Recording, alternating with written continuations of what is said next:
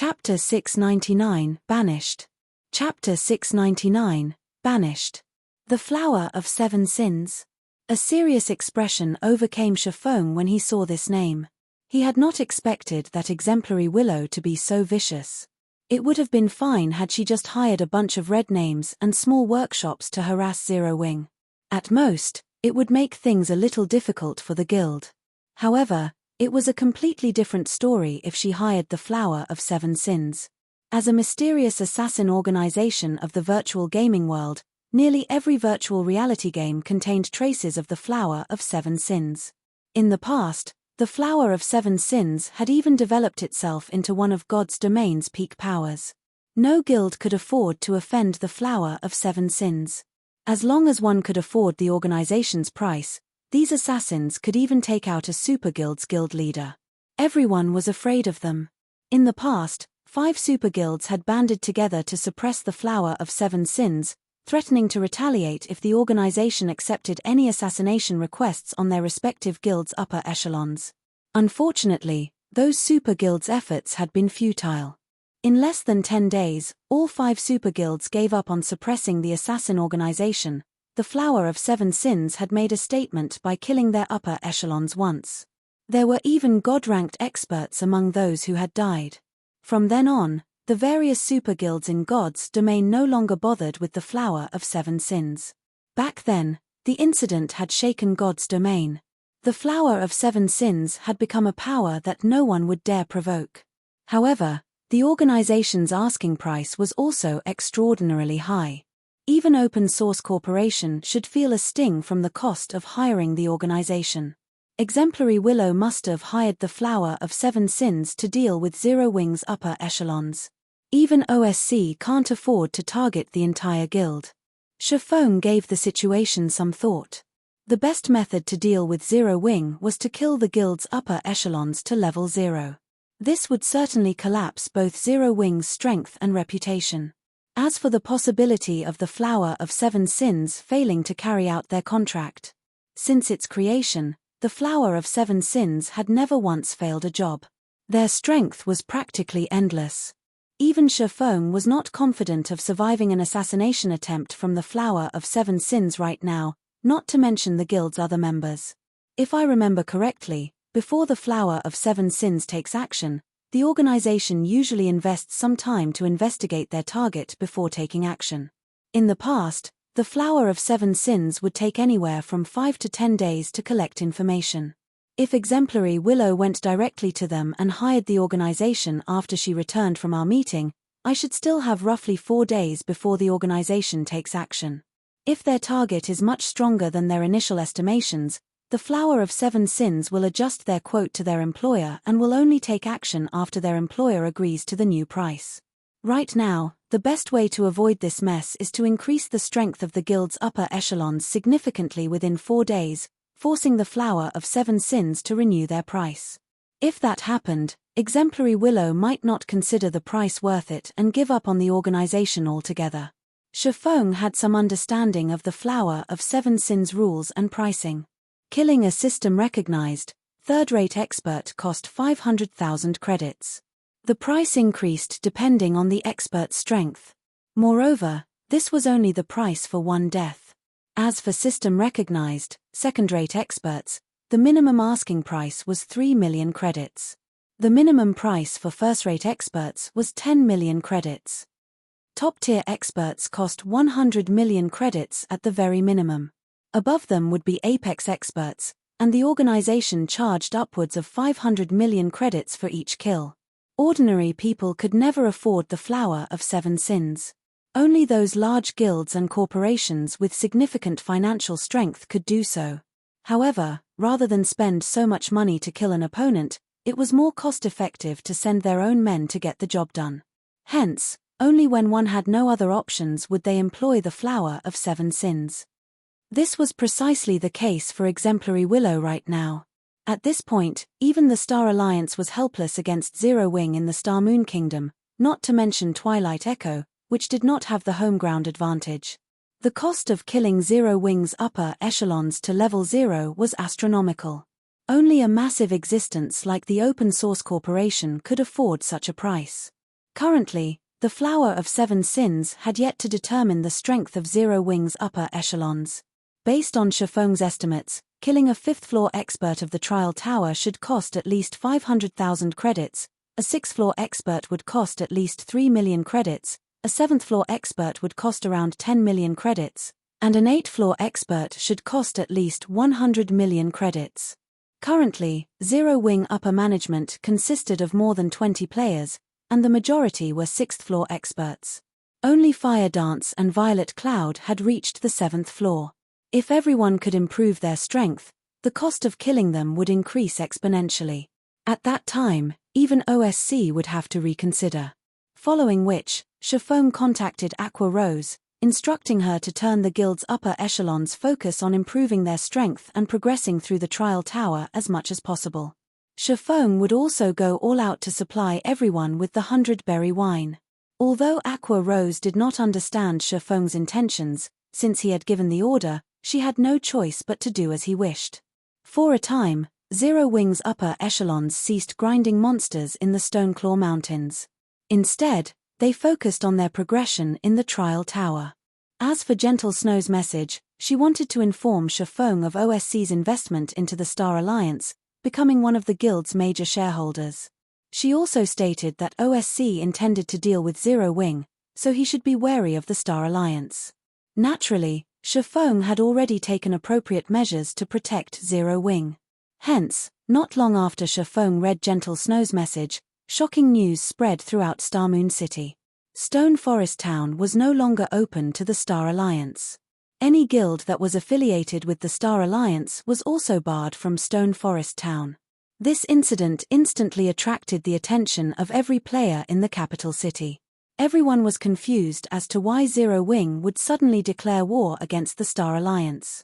The Stoneclaw Mountains had long since become an iconic symbol of Starmoon City.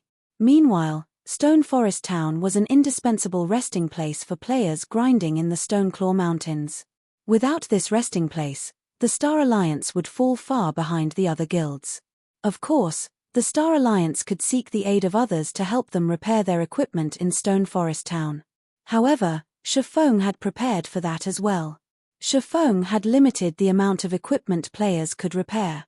In other words, in addition to one's own equipment, players visiting Stone Forest Town could only help one other player repair a set of equipment once. Moreover, he also placed a limit on the players' levels. Only players who were level 30 or above were allowed to repair their equipment in the town. With this, he restricted the Star Alliance's options of repairing equipment in Stone Forest Town. Can someone tell me what is going on here?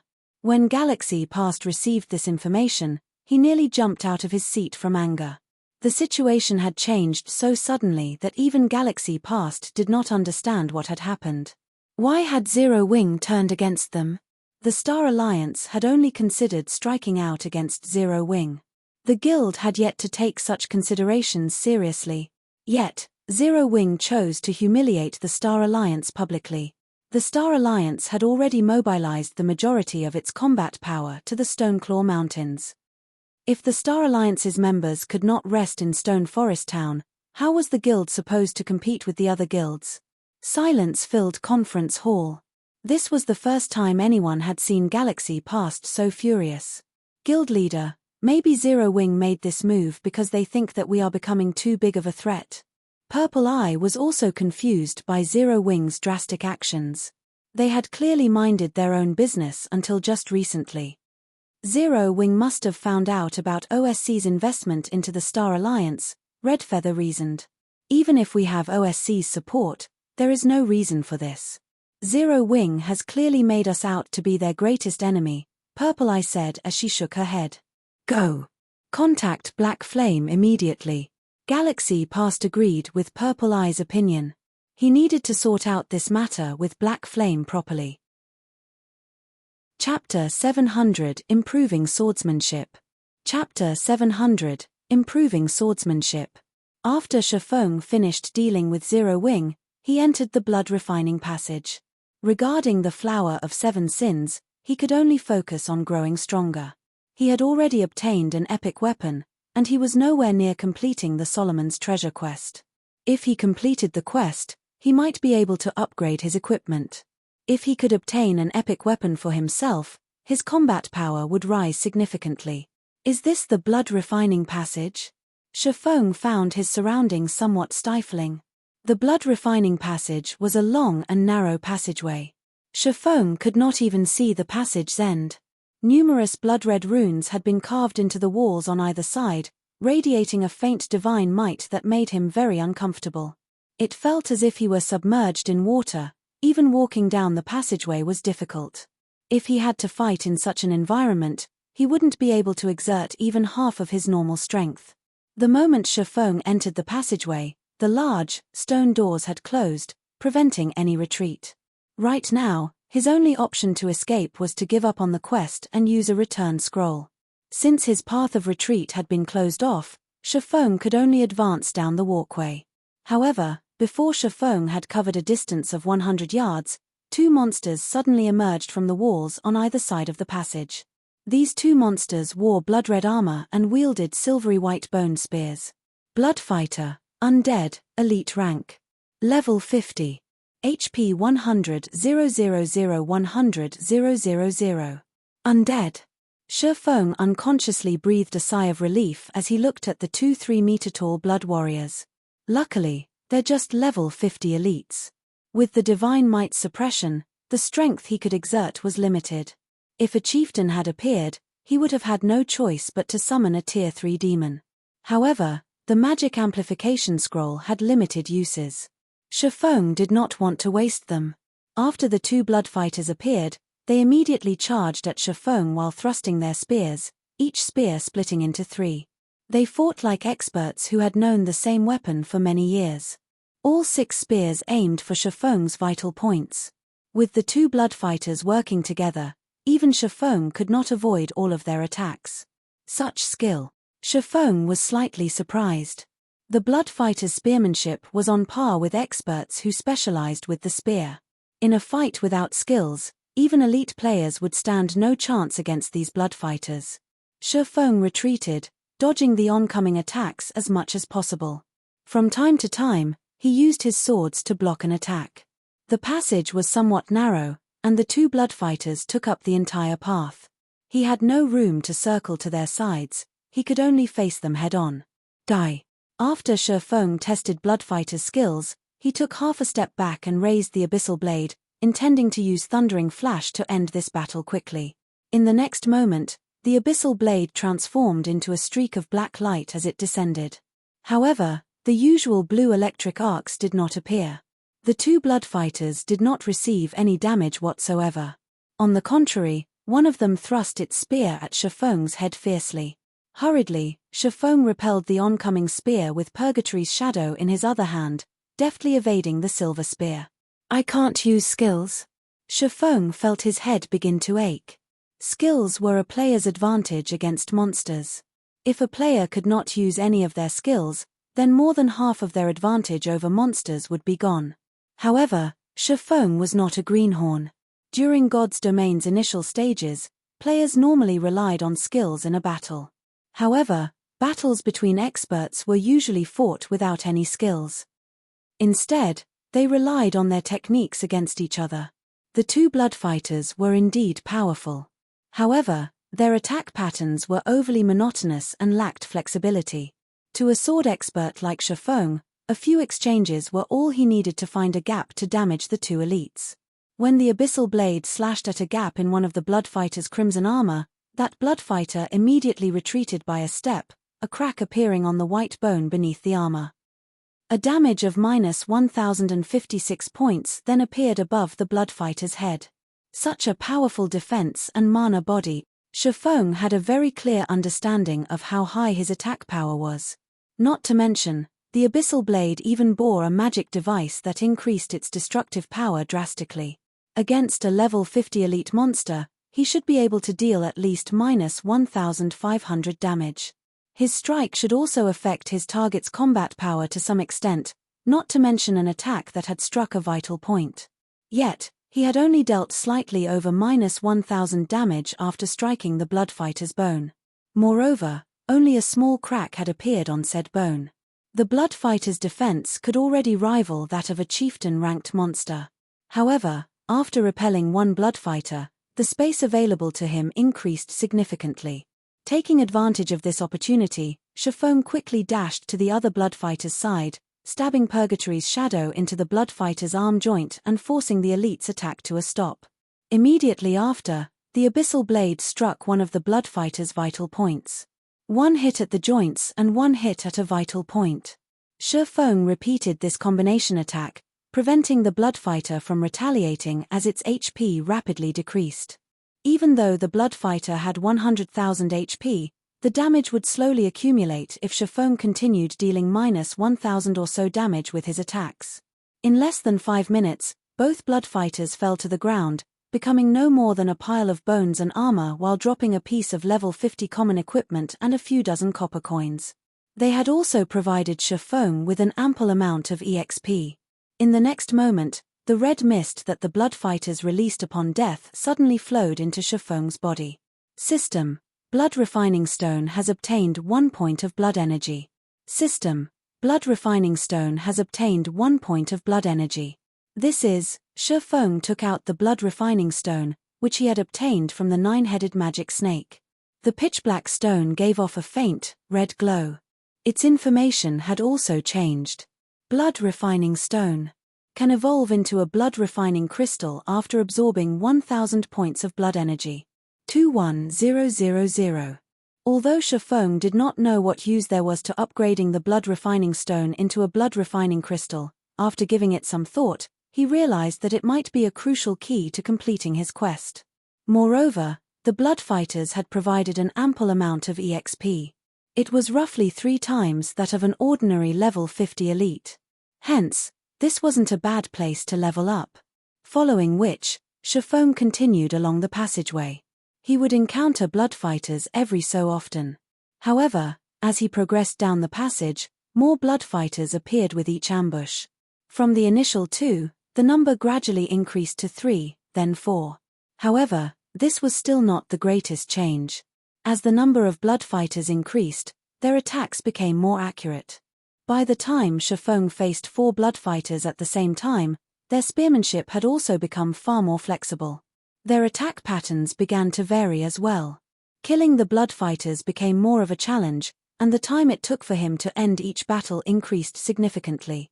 After 3 to 4 hours of intense, non-stop combat, even an elite player would feel mentally exhausted. Fortunately, Chiffon had long since adapted to God's Domain's battles. Rather than feeling tired, he felt elated when fighting these blood fighters. It was not very often that he could fight in a life-or-death battle purely involving techniques. Without being able to use his skills, Chiffon gradually noticed the deficiencies in his own swordsmanship. While he possessed plenty of attack methods, he lacked methods to defend himself with his swords, and he would often make up for this gap by relying on movement. Hence, Chiffon began to use his swordsmanship for both attacking and defending, no longer relying on his agility to evade oncoming attacks. As Chiffon engaged in more battles, his defensive swordsmanship improved. Initially, he still had to evade attacks every so often against 2 blood fighters simultaneously. After a few hours, however, Chiffon no longer needed to evade the attacks. He could fend off all of the attacks with his 2 swords. Another change has occurred. Just as Chiffon prepared to deal with the next batch of blood fighters, the elites stopped appearing. Instead, a skeleton wielding a 2-handed saber and wearing exquisite armor pulled away from one of the walls. Life filled the skeleton's flashing, red eyes. It was completely different from the robotic blood fighters. Chapter 701 Blood Warrior. Chapter 701 Blood Warrior. Hua. The skeleton in black-spiked armor suddenly brandished its 2-handed saber, creating a powerful gale that engulfed Chiffon. Its blade work is so fast.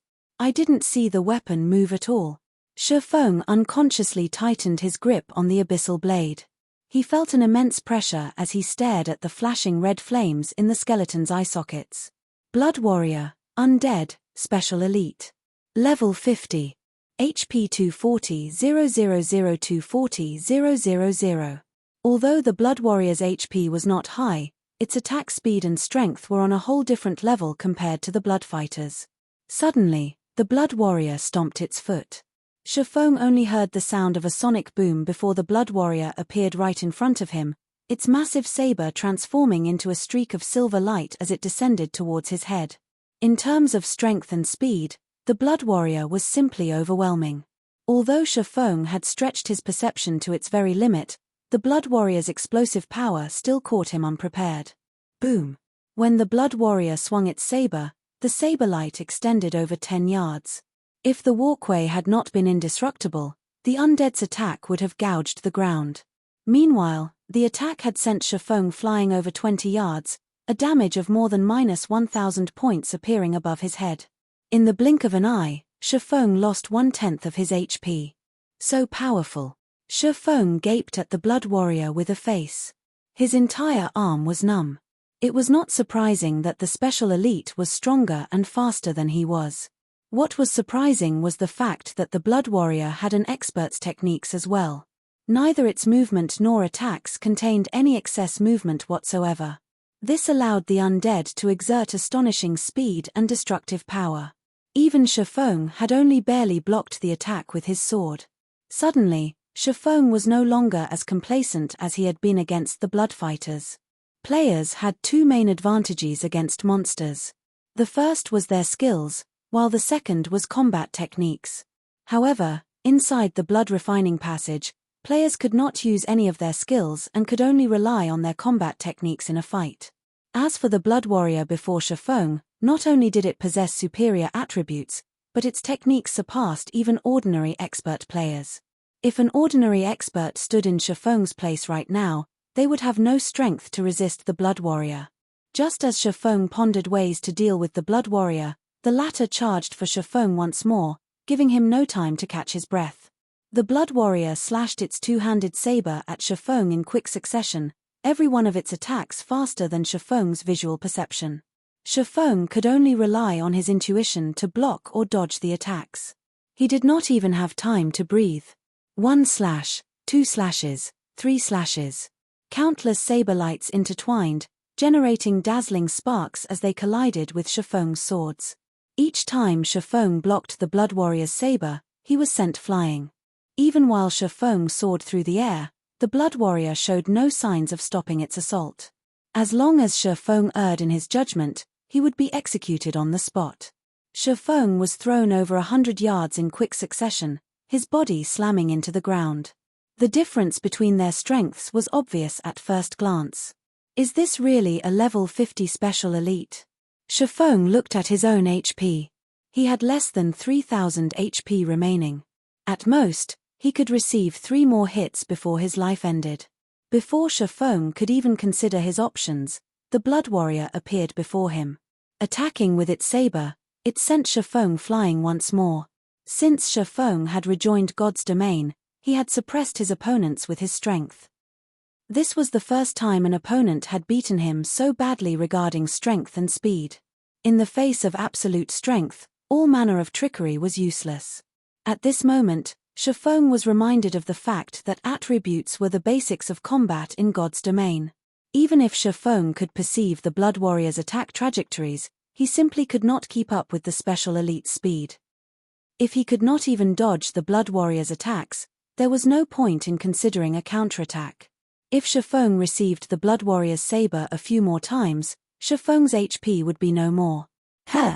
Shifeng suddenly realized that the Blood Warrior had stopped attacking him. Instead, it turned around and walked back to where it came from, no longer interested in Shifeng. What's going on here? Despite needing only 2 more hits to end the battle, the Blood Warrior had stopped attacking him. Did I move out of its field of activity? Shifeng accepted this conclusion after giving it some thought. Otherwise, the Blood Warrior had no reason to spare him. It seems that I need to defeat the Blood Warrior if I wish to continue forward.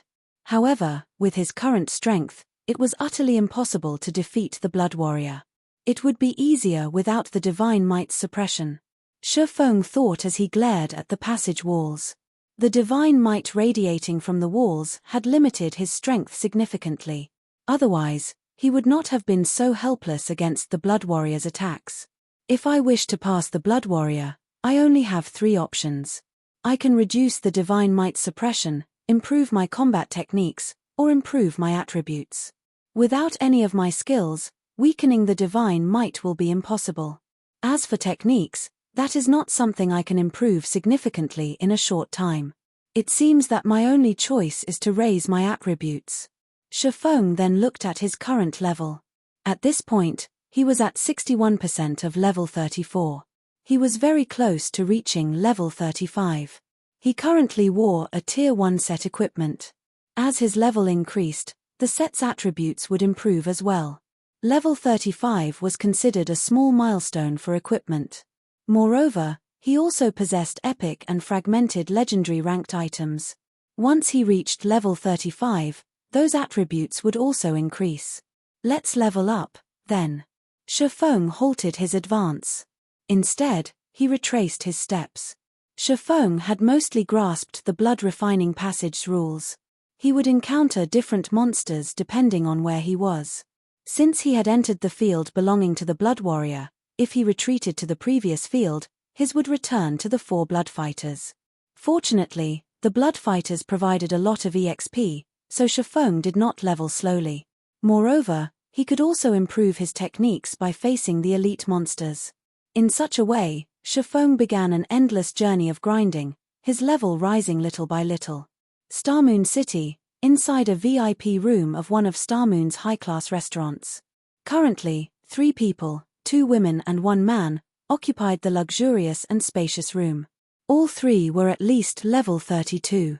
1 woman had already reached level 33. This woman was none other than Zero Wing's vice leader, Aqua Rose. Sitting across from Aqua Rose were the Star Alliance's guild leader, Galaxy Past, and the Star Alliance's #1 elementalist expert, Purple Eye. Vice leader Aqua, let's be frank. Why did Zero Wing suddenly decide to banish the Star Alliance from Stone Forest Town? I don't recall our guild provoking your guild in any way, Galaxy Past asked quietly, trying his best to suppress the raging fire within him.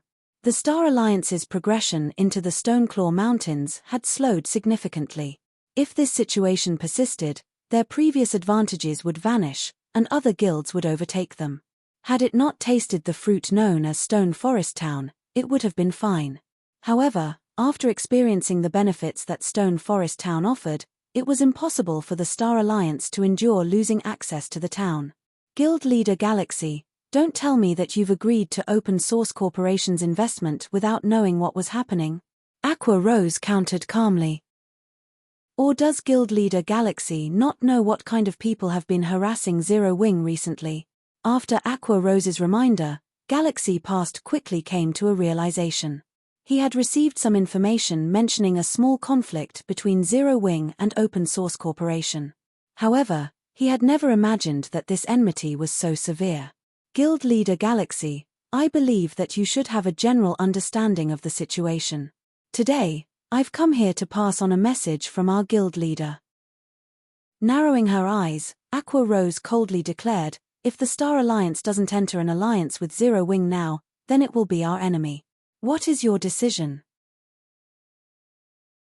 Chapter 702, Swift and Ruthless. Chapter 702, Swift and Ruthless. Become your enemy. Galaxy Past let out a laugh as he raised an eyebrow, a flame of anger igniting in his eyes. However, he quickly suppressed the emotion. Chuckling softly, he said, Guild leader Black Flame really hasn't changed. Although he had known about Black Flame's arrogance, he could not help his anger when it turned on him. However, he had to admit that, up until this point, not one guild had managed to do anything to Zero Wing. Aqua, you're saying that Zero Wing intends to go to war if the Star Alliance refuses to become its ally? Purple Eye asked, a hint of cold surfacing on her white, delicate cheeks. The killing intent she radiated even dropped the surrounding temperature by several degrees. The Star Alliance was a first-rate guild. Its survival until now spoke volumes to its strength. Why would it possibly cower due to an upstart guild? Besides, the Star Alliance currently had OSC's support. Starmoon City was the Star Alliance's home ground. If an all-out war broke out between their 2 guilds, Zero Wing would suffer tremendous losses. If not for Stone Forest Town, the Star Alliance would have lashed out against Zero Wing in the Stoneclaw Mountains long ago. You can interpret it as such. Aqua Rose nodded in acknowledgement. Shifeng's method was indeed crazy. Dealing with Open Source Corporation was already a huge headache. Now, he planned to tear away all pretenses with the Star Alliance. This decision would only place Zero Wing in even greater danger. Currently, Zero Wing was not in particularly advantageous position. Aside from Overwhelming Smile, Heaven's Burial, and the other White River City guilds eyeing Zero Wing covetously, now, they needed to deal with Open Source Corporation and the Star Alliance. If Zero Wing declared war on the Star Alliance, it went without saying that Overwhelming Smile and Heaven's Burial would also take action. At that time, Zero Wing would be exposed to attacks from the front and the rear. However, when dealing with a problem, one must be both swift and ruthless. Since they already knew that the Star Alliance had fallen under OSC's control, there was no doubt that the first-rate guild would become Zero Wing's enemy in the future. If they maintained the current peace, they would only prolong the inevitable. Zero Wing would eventually be at risk. Moreover, by declaring war on the Star Alliance, it would deter the other guilds. They would have to think twice before plotting against Zero Wing. Currently, as the Star Alliance had the home ground advantage, even without Stone Forest Town, the guild could continue their development in the Stoneclaw Mountains. However, the other guilds did not have that advantage. So what if we don't become allies? Galaxy Past sneered. In a low growl, he asked, "Do you think the Star Alliance needs a rest stop like Stone Forest Town? Once the 15-day protection period is over and Zero Wing loses their NPC guards, the Star Alliance will be able to occupy the town at any given moment. Moreover, I believe that the other large guilds will also be very interested in the town." Guild leader Galaxy is correct. However, might I remind you that Zero Wing has not yet started a war with the Star Alliance. Our guilds have not had any conflicts with each other in the Stoneclaw Mountains. If we go to war, however, Zero Wing cannot guarantee the safety of the Star Alliance members in the Stoneclaw Mountains.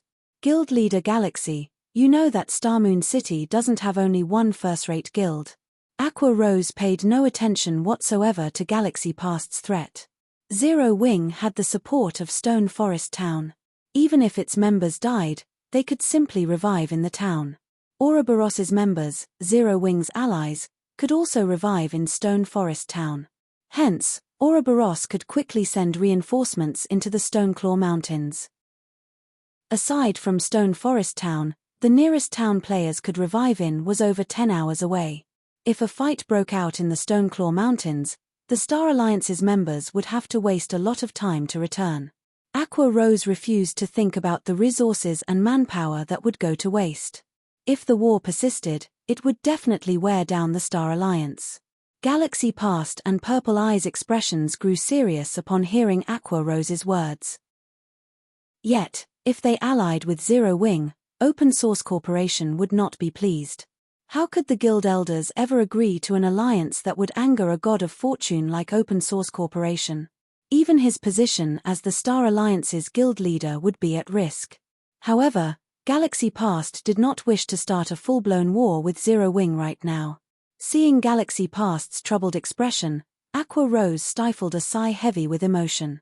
Zero Wing had only recently established, yet with no backing whatsoever, it had become an existence that could even trouble the guild leader of a first-rate guild.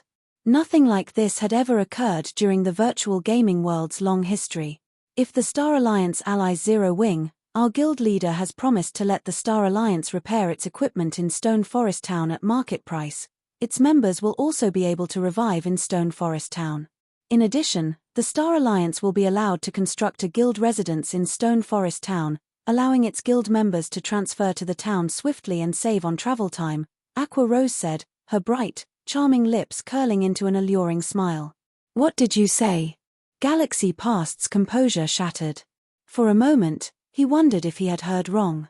If Aqua Rose's words were true, then the Star Alliance's development speed in the Stoneclaw Mountains would rise by multiple times. Purple Eye was similarly shocked. She had never imagined that Zero Wing would be so generous. I've said all that needed to be said.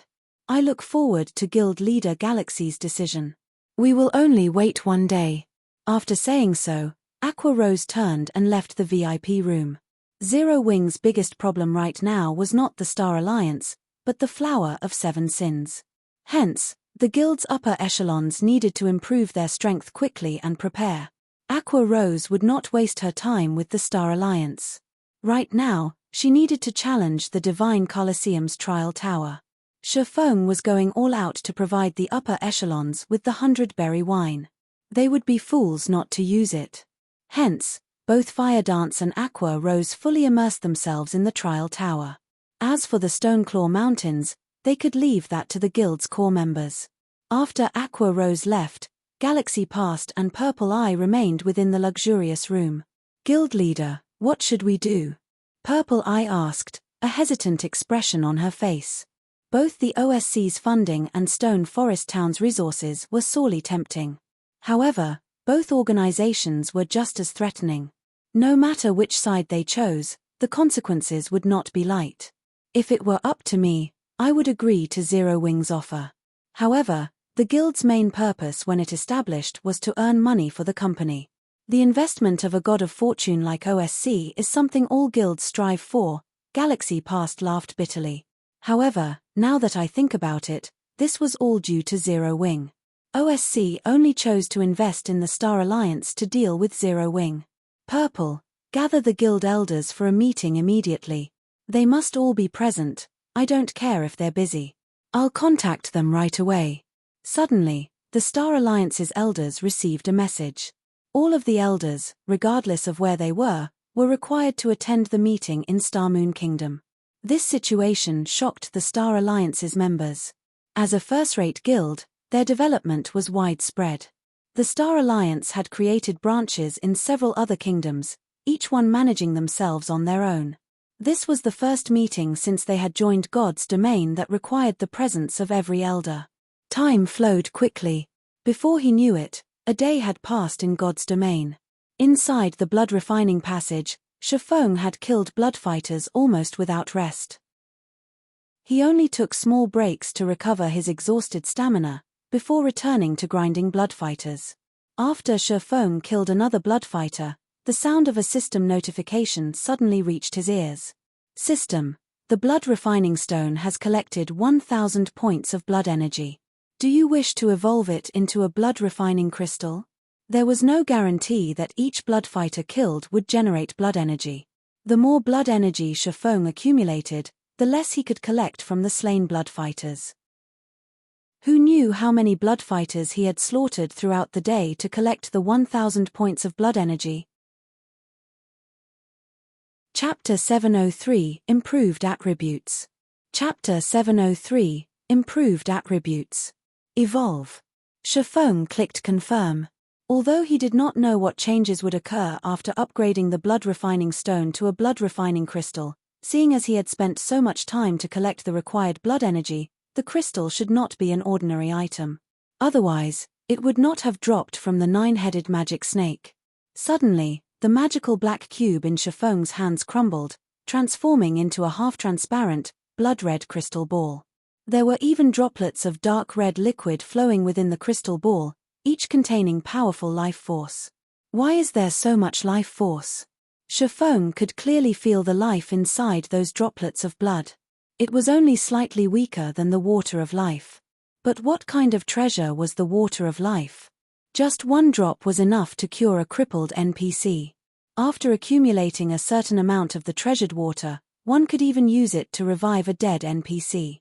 Meanwhile, the blood-red crystal in his hands contained over 10 droplets of blood that could rival the water of life. Just what kind of item is this?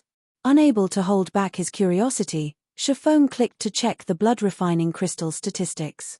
Blood-refining crystal, dark gold rank item. Can absorb the life force of powerful monsters the wielder kills. After accumulating 100 points of blood energy, player can produce a drop of life essence. Can accumulate a maximum of 1,000 drops of life essence. Each drop can increase a player's stamina and concentration recovery speed for 2 hours. Current drops of life essences, 12,1000. Is this the true power of the blood-refining crystal? Shifeng was shocked when he read the statistics. In God's domain, it was common knowledge that players required rest to recover their stamina and concentration. Hence, players could not grind for long periods. They had to take breaks. Although there were some tools that sped recovery, such as food and field tents, those items could only be used outside of combat. Shifeng also knew of a few items that could recover stamina and concentration during combat. However, these items were extraordinarily difficult to obtain. The Water of Life was one such item. However, using the Water of Life to grind for longer periods was no less than extravagant. Not a single guild in God's domain could afford such a waste. The other tools were similar to the Water of Life, in which they were extraordinarily valuable and exceedingly difficult to obtain. Even if a large guild mobilized its forces, it would barely obtain enough items to supply for a handful of experts. Shifeng had never expected the nine-headed magic snake to drop such a valuable item. With the blood-refining crystal, he could recover stamina and concentration without having to stop his slaughter. With this, he could grind far longer than other players. Unfortunately, accumulating life essence was a slow process. At most, 2 or 3 players could use the crystal continuously. With the blood-refining crystal, I can save plenty of time. Due to Shifeng's reliance on techniques to kill the blood fighters, he consumed far more stamina and concentration than usual. Moreover, the blood fighters in the blood-refining passage were not easy opponents. In an intense battle, a player's stamina and concentration consumption rate increased by several folds. Hence, the blood-refining crystal was a convenient item for Shifeng right now. Following which, Shifeng poured a drop of life essence into his hand and drank it. Suddenly, Shifeng felt his body relax, the fatigue he had accumulated from constant battle vanishing instantly. His mind also cleared. This really is a great item. Originally, Shifeng had intended to take a break after fighting for a little while longer. Now, it seemed that he no longer needed rest. After fighting the blood fighters for over a day, Shifeng was very familiar with their attack patterns. His swordsmanship had also become far more precise. During battle, Shifeng would try to discard extra attacks, pursuing efficiency. As a result, his swordplay became much faster, and he could now defeat the blood fighters with minimal effort. Shifeng had never considered these techniques before. He had only focused on ending the monsters he fought regardless of how much power he had to expend. After reaching the blood-refining passage, however, he had to improve his attack efficiency if he wanted to kill his opponents quickly due to his inability to use skills. It was as if a new world had opened up to Shifeng.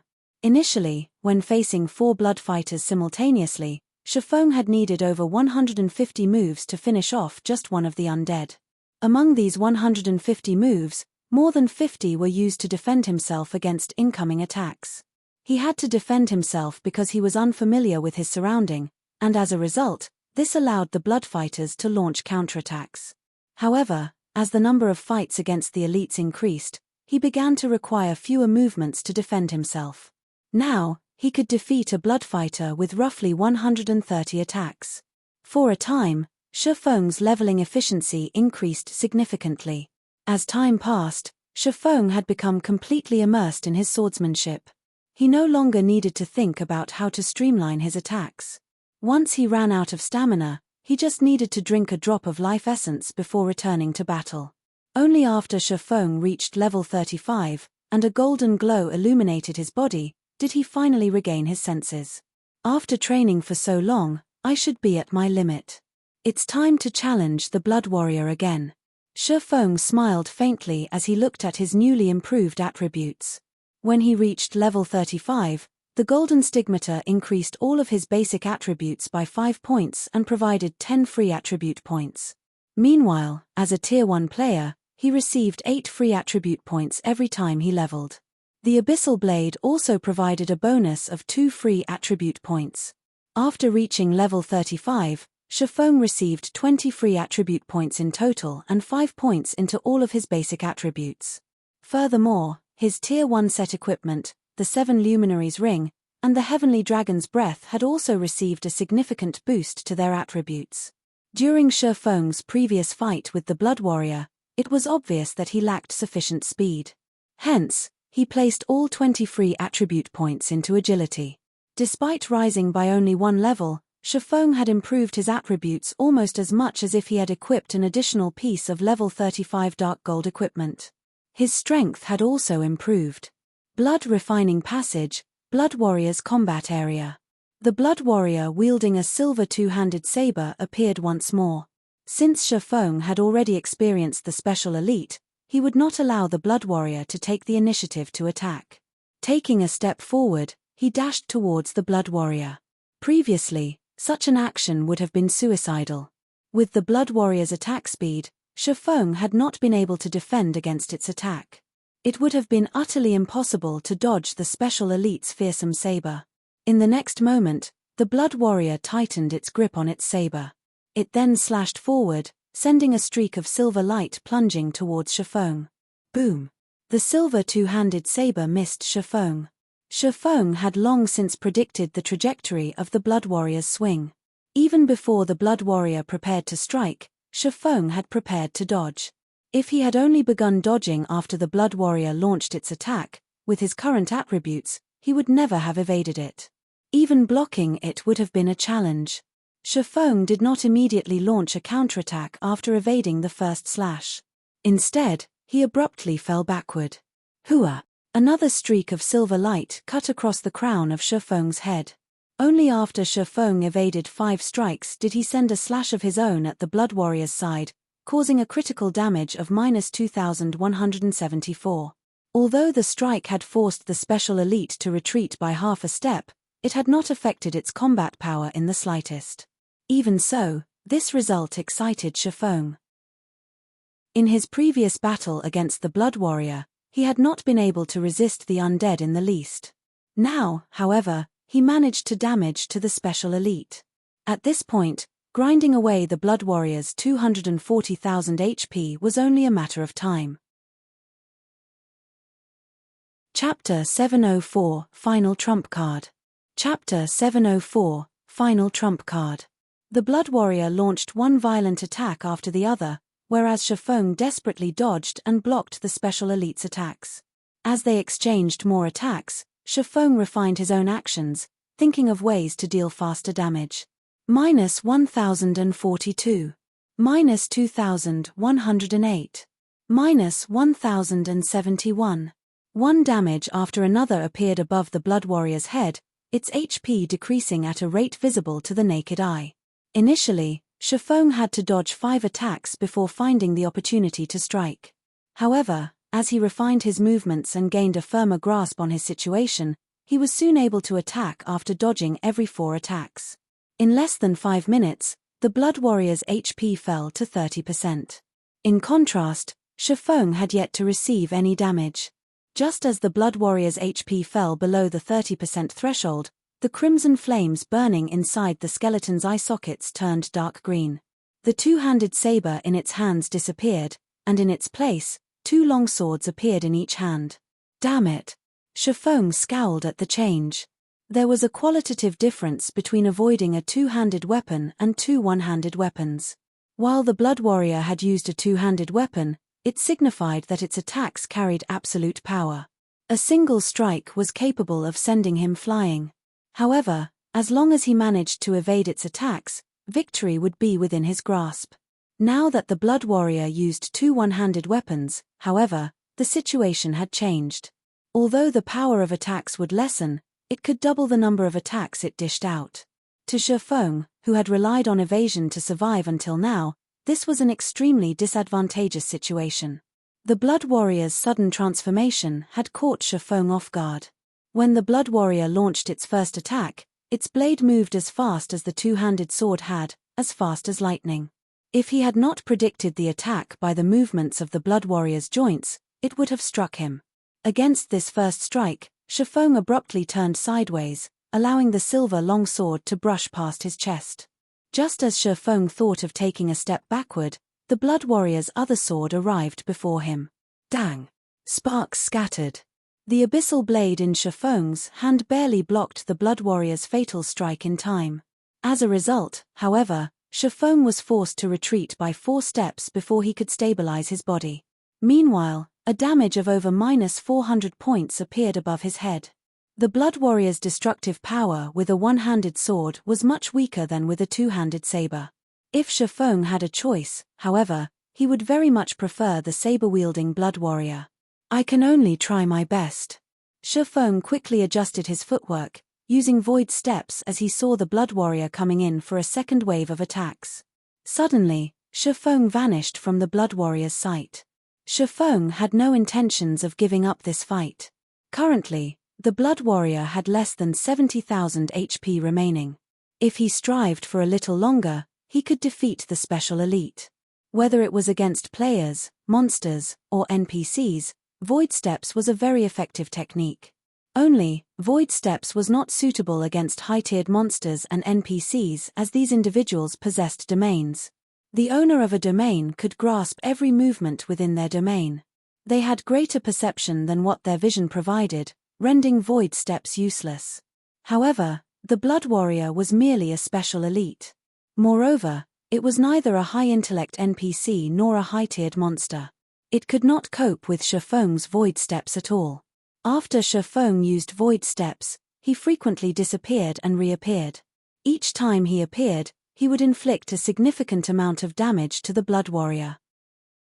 And every time the Blood Warrior tried to retaliate, Shifeng would vanish, preventing the Blood Warrior from locking on to its target. Although this move seemed like a bug, this was Shifeng's final trump card, which he normally avoided using. Void Steps combined of both footwork and breathing techniques. The burden on its user's stamina was only secondary. Its main downfall was the massive stress it placed on its user's concentration. Even though Shifeng's brain activity had improved significantly, utilizing Void Steps frequently was a double-edged sword. He did not know when the technique would backfire and hurt him. Shifeng used Void Steps more than 40 times in a row, breaking his previous record. Meanwhile, the Blood Warrior's HP fell rapidly. Now, it had less than 40,000 HP remaining. Shifeng was also dizzy after using the advanced footwork so many times. He felt indescribable fatigue. However, if that were all, he could force himself through it. Fortunately, before the battle began, Shifeng had drunk a drop of life essence. Hence, both his stamina and concentration recovered rapidly right now. Otherwise, he would not have been able to stay conscious. 1 hit. 2 hits. 3 hits. The Blood Warrior could not resist in the least. It could only endure Shifeng's assault silently, its HP decreasing by the thousands. Very quickly, the special elite's remaining HP plunged from 40,000 to 30,000, from 30,000 to 20,000, and then finally falling to a critical state. In the end, Shifeng suddenly appeared behind the Blood Warrior and thrust his sword through its back, destroying its final strand of HP. I've really pushed myself to the limit this time. When Shifeng saw the Blood Warrior fall, he breathed a sigh of relief and slumped on the ground. If the battle had gone on any longer, Shifeng would have exhausted himself, losing his ability to use Void Steps and his control over his body. He would become sheep at the slaughter. Fortunately, he had succeeded. After the Blood Warrior died, Shifeng's experience bar increased by a sizable chunk.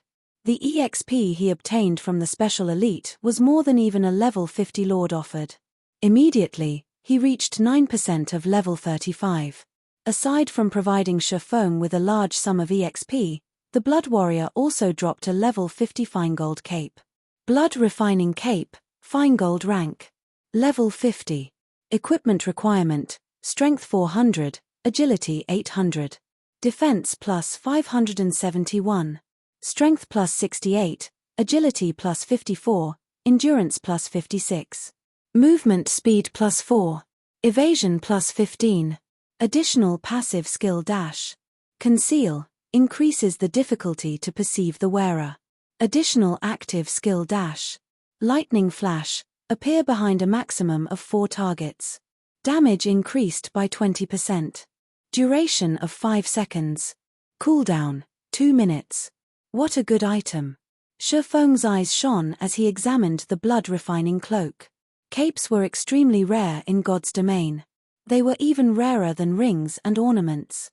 Even now, the only other cape Shifeng had found since joining God's domain in this life, and still used, was the Dark Pursuer's cape. Although the Dark Pursuer's cape provided very minor buffs to his attributes, the skill, Silent Steps, that the cape offered was very powerful. It could even rival an assassin's Shadow Steps. Only, the skill's cooldown was somewhat long. However, if used appropriately, it could set one up for an instant kill. In combat, such a skill was far more valuable than attributes. However, now that he had the blood refining cape, as soon as he fulfilled the equipment requirements, he would immediately replace the Dark Pursuer's cape. The requirement of level 50 was not a problem to Shifeng as he had the Heavenly Dragon's Breath, which reduced items' level requirements by 10 levels. In other words, he could equip the blood refining cape once he reached level 40. Although the 7 Luminaries ring also decreased the level requirement of all items by 5 levels, in God's domain, this effect was not stackable. The highest effect would apply. Aside from dropping the blood refining cape, the Blood Warrior also dropped an ancient gold-rimmed book. The pressure this ancient book radiated even caused Shifeng to shudder with fear. 2 large words graced the book's cover. Solomon's Treasure. Chapter 705 Whereabouts of a Legendary Item. Chapter 705 Whereabouts of a Legendary Item. This is Solomon's Treasure. Shifeng could not help his surprise. Originally, he had thought Solomon's treasure would be a mountain of gold or an ocean of silver. It should at least be a high-ranking treasure chest. However, he had never expected Solomon's treasure to be a book. Could it be an epic item? Thinking so, Shifeng picked up the ancient book. The pressure the book radiated instilled fear into anyone who neared it. This was a power that only an epic ranked or above item possessed. In God's domain, although epic weapons and equipment were precious, epic tools were far more rare. Take the Bible of Darkness for example. Even without occupying an equipment slot, it increased a player's strength significantly. This was a benefit that no weapon or piece of equipment could provide. After Shifeng picked up the book, he was suddenly alerted of a system notification. System, you have obtained the ancient document Solomon's Treasure. Do you wish to activate the ancient document? So, it's an ancient document. Excitement appeared on Shifeng's face upon hearing that the book was actually an ancient document. No wonder it's called a treasure. There were many kinds of books in God's domain. Some were meant for reading, some could be used to learn skills, and some offered their own abilities. The Bible of Darkness belonged to the third category. In addition to these 3, there was another category that was extremely rare and special, the ancient document. Ancient documents held records of God's domain. However, players that obtained an ancient document had only one chance to activate it. Upon activation, players could obtain one of God's domain's secrets. Although this seemed trivial, in the past, players in God's domain had gone crazy over a single ancient document. In the past, ancient documents sold in the Blackwing auction house at much higher prices than even fragmented legendary items. Why were they worth so much money? They were so valued because an ancient document could unlock the whereabouts of a legendary item, offering players a high chance of obtaining one for themselves. Of course, aside from legendary items, one could also learn the whereabouts of powerful super skills or tools. However, with the goal of growing stronger, a legendary item was undeniably the best choice. Legendary items in God's domain were extremely limited. One had to expend unimaginable effort to claim one. One needed luck and strength. Every legendary item was extremely difficult to obtain. Moreover, the game would never reveal a legendary item's exact location to players, only clues. Unfortunately, clues were never 100% accurate, and most of the clues relating to legendary items were likely traps. Even after a long search, one might find nothing but a dead end, realizing that all their effort had been for naught. In the past, to obtain a single legendary item, many large guilds had mobilized every available guild force, spending a large amount of time to gain some clue. With the many clues they obtained, they would search for the location of said legendary item. One could just imagine the manpower and resources that the search required. Hence, even after mobilizing an entire guild, the chances of successfully claiming a legendary item were quite low. However, one could locate a legendary item with an ancient document. There was no need to check every clue they had obtained. Hence, ancient documents were precious and valuable. It seems that my trip wasn't a waste. Shifeng grinned as he looked down at the ancient document in his hands. Although he had quite a few clues regarding legendary items, he did not actually know how to obtain them, as no player would ever reveal such high-level secrets. In the past, those who had obtained legendary items kept a tight lid on any information. Shifeng had only found a few clues after his guild invested in quiet investigation. Although it is impossible to obtain a legendary item at my current level, knowing the precise whereabouts of one will allow me to prepare. Shifeng then clicked to activate Solomon's treasure. After Shifeng confirmed his decision, Solomon's treasure opened and released a blinding, golden glow. In the next moment, a five-fold magic array appeared before Shifeng. Countless runes danced inside the magic array. Suddenly, the space surrounding Shifeng froze. Shifeng's connection with the outside world severed completely. System, ancient document, Solomon's treasure, activating. System, beginning connection with the main god system. System, verification completed. Ancient document confirmed as the 6th volume of Solomon's book. Allowing connection with God's domains database. System, connection with God's domains database is successful. You have one chance to access God's domains database. Please enter desired inquiry. Luckily, I know the name of a legendary item. No one else would have any idea of what to search for. Shifeng's grin deepened. Immediately, he entered the word Solomon's sword. System, searching for information on Solomon's sword. System, search completed. Confirming data on Solomon's sword. System, confirmation completed. Do you wish to accept the information? Shifeng then clicked to accept. Shifeng felt a plethora of information relating to Solomon's sword flow into his brain. The system displayed a total of 3,687 clues before him. Immediately, Shifeng felt a headache coming on. Verifying one clue was an extremely difficult task, not to mention 3,687. Even a large guild would go mad if it had to verify every one of these clues. At this point, Shifeng came to understand one thing. Those who had found legendary items were either players who had received the blessing of the main god system and possessed heaven-defying luck, or they were as frightening powerful as super guilds. Not only did super guilds have an abundance of members at their disposal, but they also possessed monster-like experts. Only with this kind of manpower could they search for a legendary item. It was practically impossible for a third-rate or second-rate guild. I didn't think that all of the clues I gained in the past were all fakes. Fortunately, I haven't attempted to verify those clues. Otherwise, I would have wasted a ton of time, Shifeng said, relieved. Among the 3,687 clues listed, the system only confirmed 5 as legitimate. In other words, only these 5 clues could lead him to Solomon's sword, one of the 10 great legendary weapons.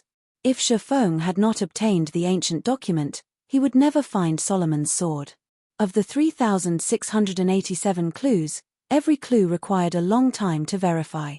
The easiest clue required one to spend 2 or 3 days' time, while the more difficult clues required up to half a month to verify. Moreover, due to level restrictions, Shifeng would not be able to visit many of these places yet. Even if he only needed to spend 1 day verifying each clue, it would still take 10 years to plow through them all. Without the ancient document, obtaining Solomon's sword was a dream. After receiving the information, Shifeng grew somewhat dizzy. Suddenly, the sound of another system notification reached his ears. Chapter 706, Disaster Treasure Chest. Chapter 706, Disaster Treasure Chest. White River City, Divine Colosseum.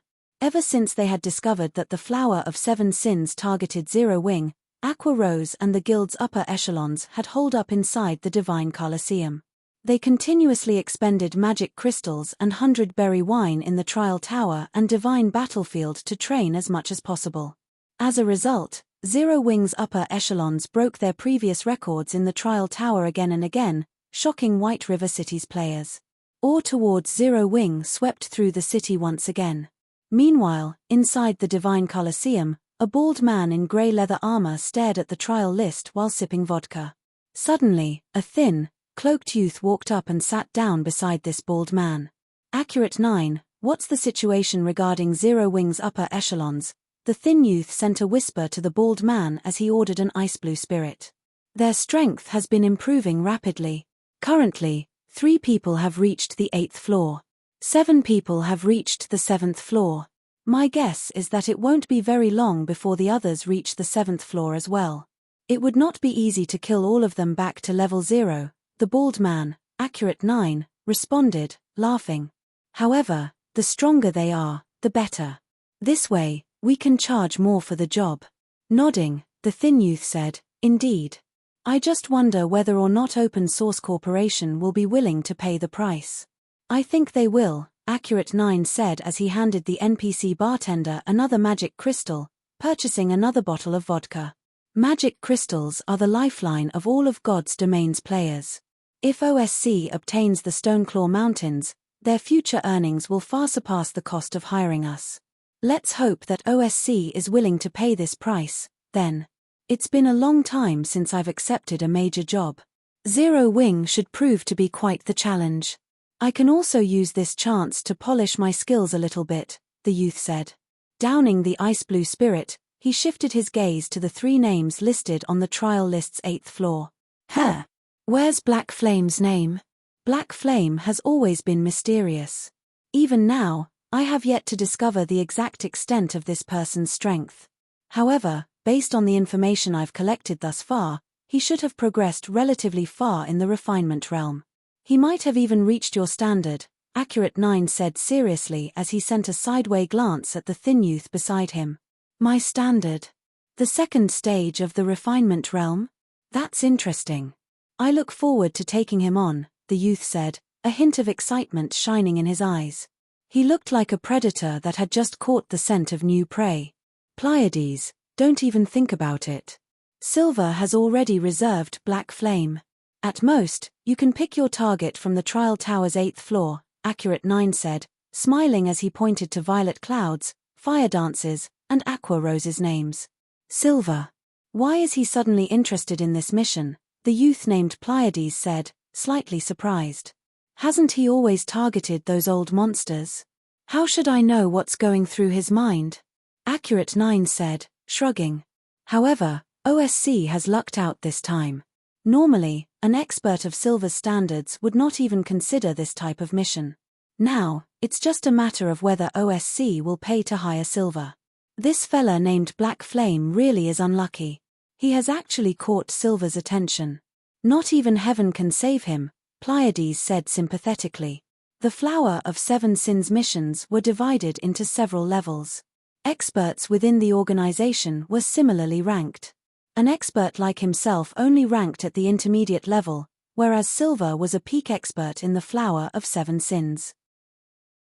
An expert like Silver dealing with Black Flame was simply a waste of time. As Pleiades and Accurate 9 occupied themselves with their conversation, one of Starmoon City's first-rate guilds, the Star Alliance, had officially declared war against Zero Wing, announcing their intentions to seize Stone Forest Town. This news spread quickly throughout Starmoon Kingdom. The Stoneclaw Mountains outer region. A 500-man team ravaged a half-orc settlement. A settlement typically contained Lord-ranked half-orcs. A powerful settlement might even house 3 or 4 lords. 10 or more chieftain-ranked half-orcs usually patrolled the area as well. In this half-orc settlement, there were a total of 3 half-orc lords and 17 half-orc chieftains. However, against this team of 500 players, they could not offer any form of resistance. Currently, almost all of the settlement's half-orcs were already dead. Only one level 38 half-orc lord continued to resist desperately. In the end, however, a silver-armored female berserker still claimed its life. Snow, something has happened with the Star Alliance, Zhao Yueru, who wore a purple-red robe, suddenly reported. A moment ago, the Star Alliance declared war against Zero Wing and sent many of their elites to deal with Zero Wing's members. In the end, the Star Alliance's elders had been mesmerized by the money that OSC offered, Gentle Snow said, laughing lightly. Although I do not know what kind of hidden cards the Star Alliance possesses, this is a good opportunity for us. Contact our other members immediately. Tell them that Ouroboros is going to declare war against the Star Alliance as well. Shortly after, more shocking news spread throughout Starmoon City. The two first-rate guilds of Starmoon City were finally going to take action.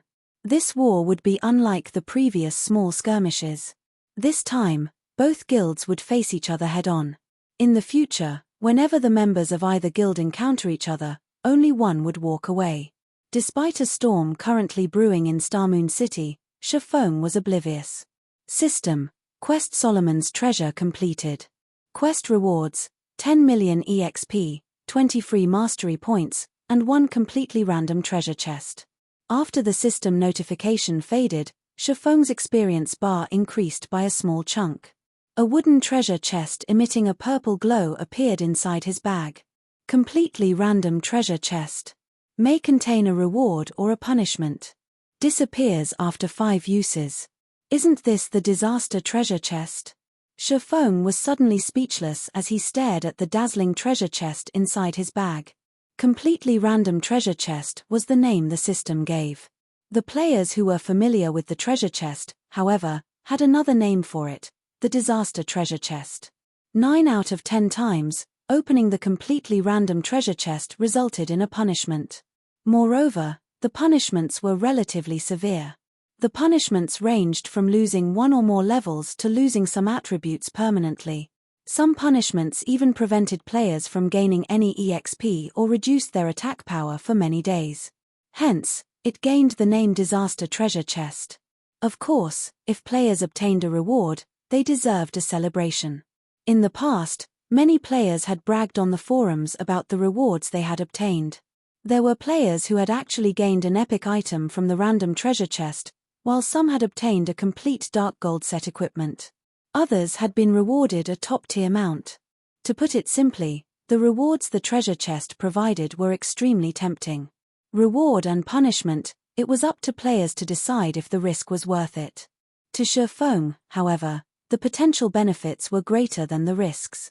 A player's luck attribute greatly affected the outcome of their draws. Even if Shifeng opened a punishment, due to his luck attribute, it was possible that the punishment would be light. Currently, Zero Wing faced the threat of the Flower of 7 Sins. Hence, it was of utmost importance that he grow stronger. Naturally, Shifeng would not let go of this perfect opportunity to improve his strength. Not to mention, his chances of obtaining a reward were much higher than others. Hopefully, I'll draw something good. Shifeng then activated Divine Providence and stretched out his hand to open the Disaster Treasure Chest. Chapter 707, God Sword. Chapter 707, God Sword. As Shifeng gradually opened the treasure chest, a golden ray of light escaped from the wooden box. Hua! The golden light merged with Shifeng's body. Shifeng immediately felt a renewed and improved strength, his accumulated fatigue weakening significantly. System: Completely random treasure chest has been activated. Rewarding 10 points to hidden attribute, Fortitude. A hidden attribute as a reward. I've lucked out this time, Shifeng muttered as he clenched his fists. He could feel his fatigue lessening. Fortitude was the most important attribute among the 4 great hidden attributes. Hidden attributes would not increase a player's damage. Similarly, it would not decrease the damage a player received. However, they were far more useful than basic attributes. Unfortunately, hidden attributes would not increase with a player's level. They would only increase through special means. Meanwhile, Fortitude was somewhat similar to a monster's mana body. First, it decreased the impact external injuries had on a player's combat power. The second effect was to decrease stamina and concentration consumption during battle, allowing players to fight for longer periods. Third, it reduced the impact stamina and concentration depletion had on a player's combat power. Due to these 3 major effects, players thirsted for the Fortitude attribute. It was especially true for experts.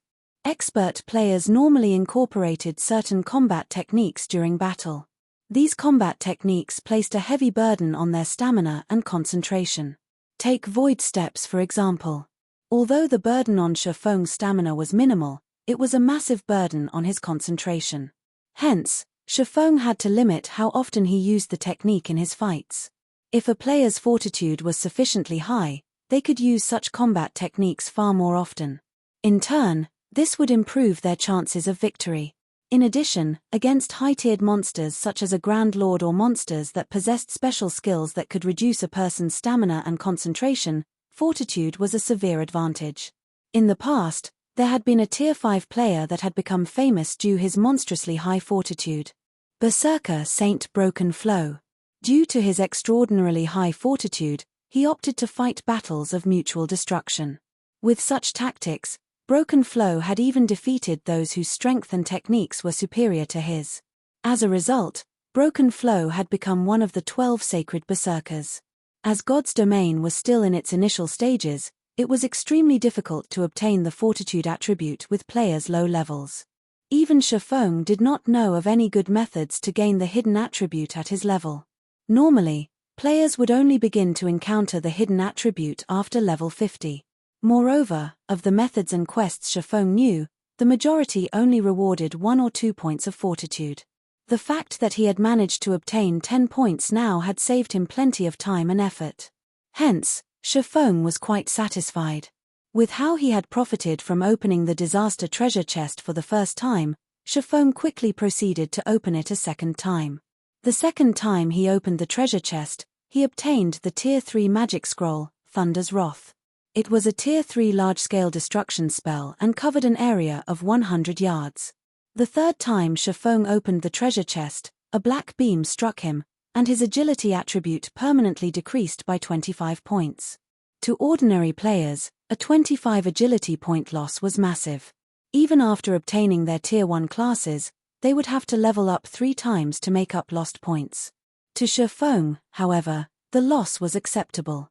The Abyssal Blade already provided with an additional 2 free attribute points each time he leveled up.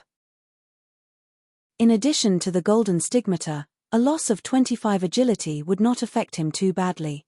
When players reached Tier 2, the amount of free attribute points they obtained with each level up increased to 20.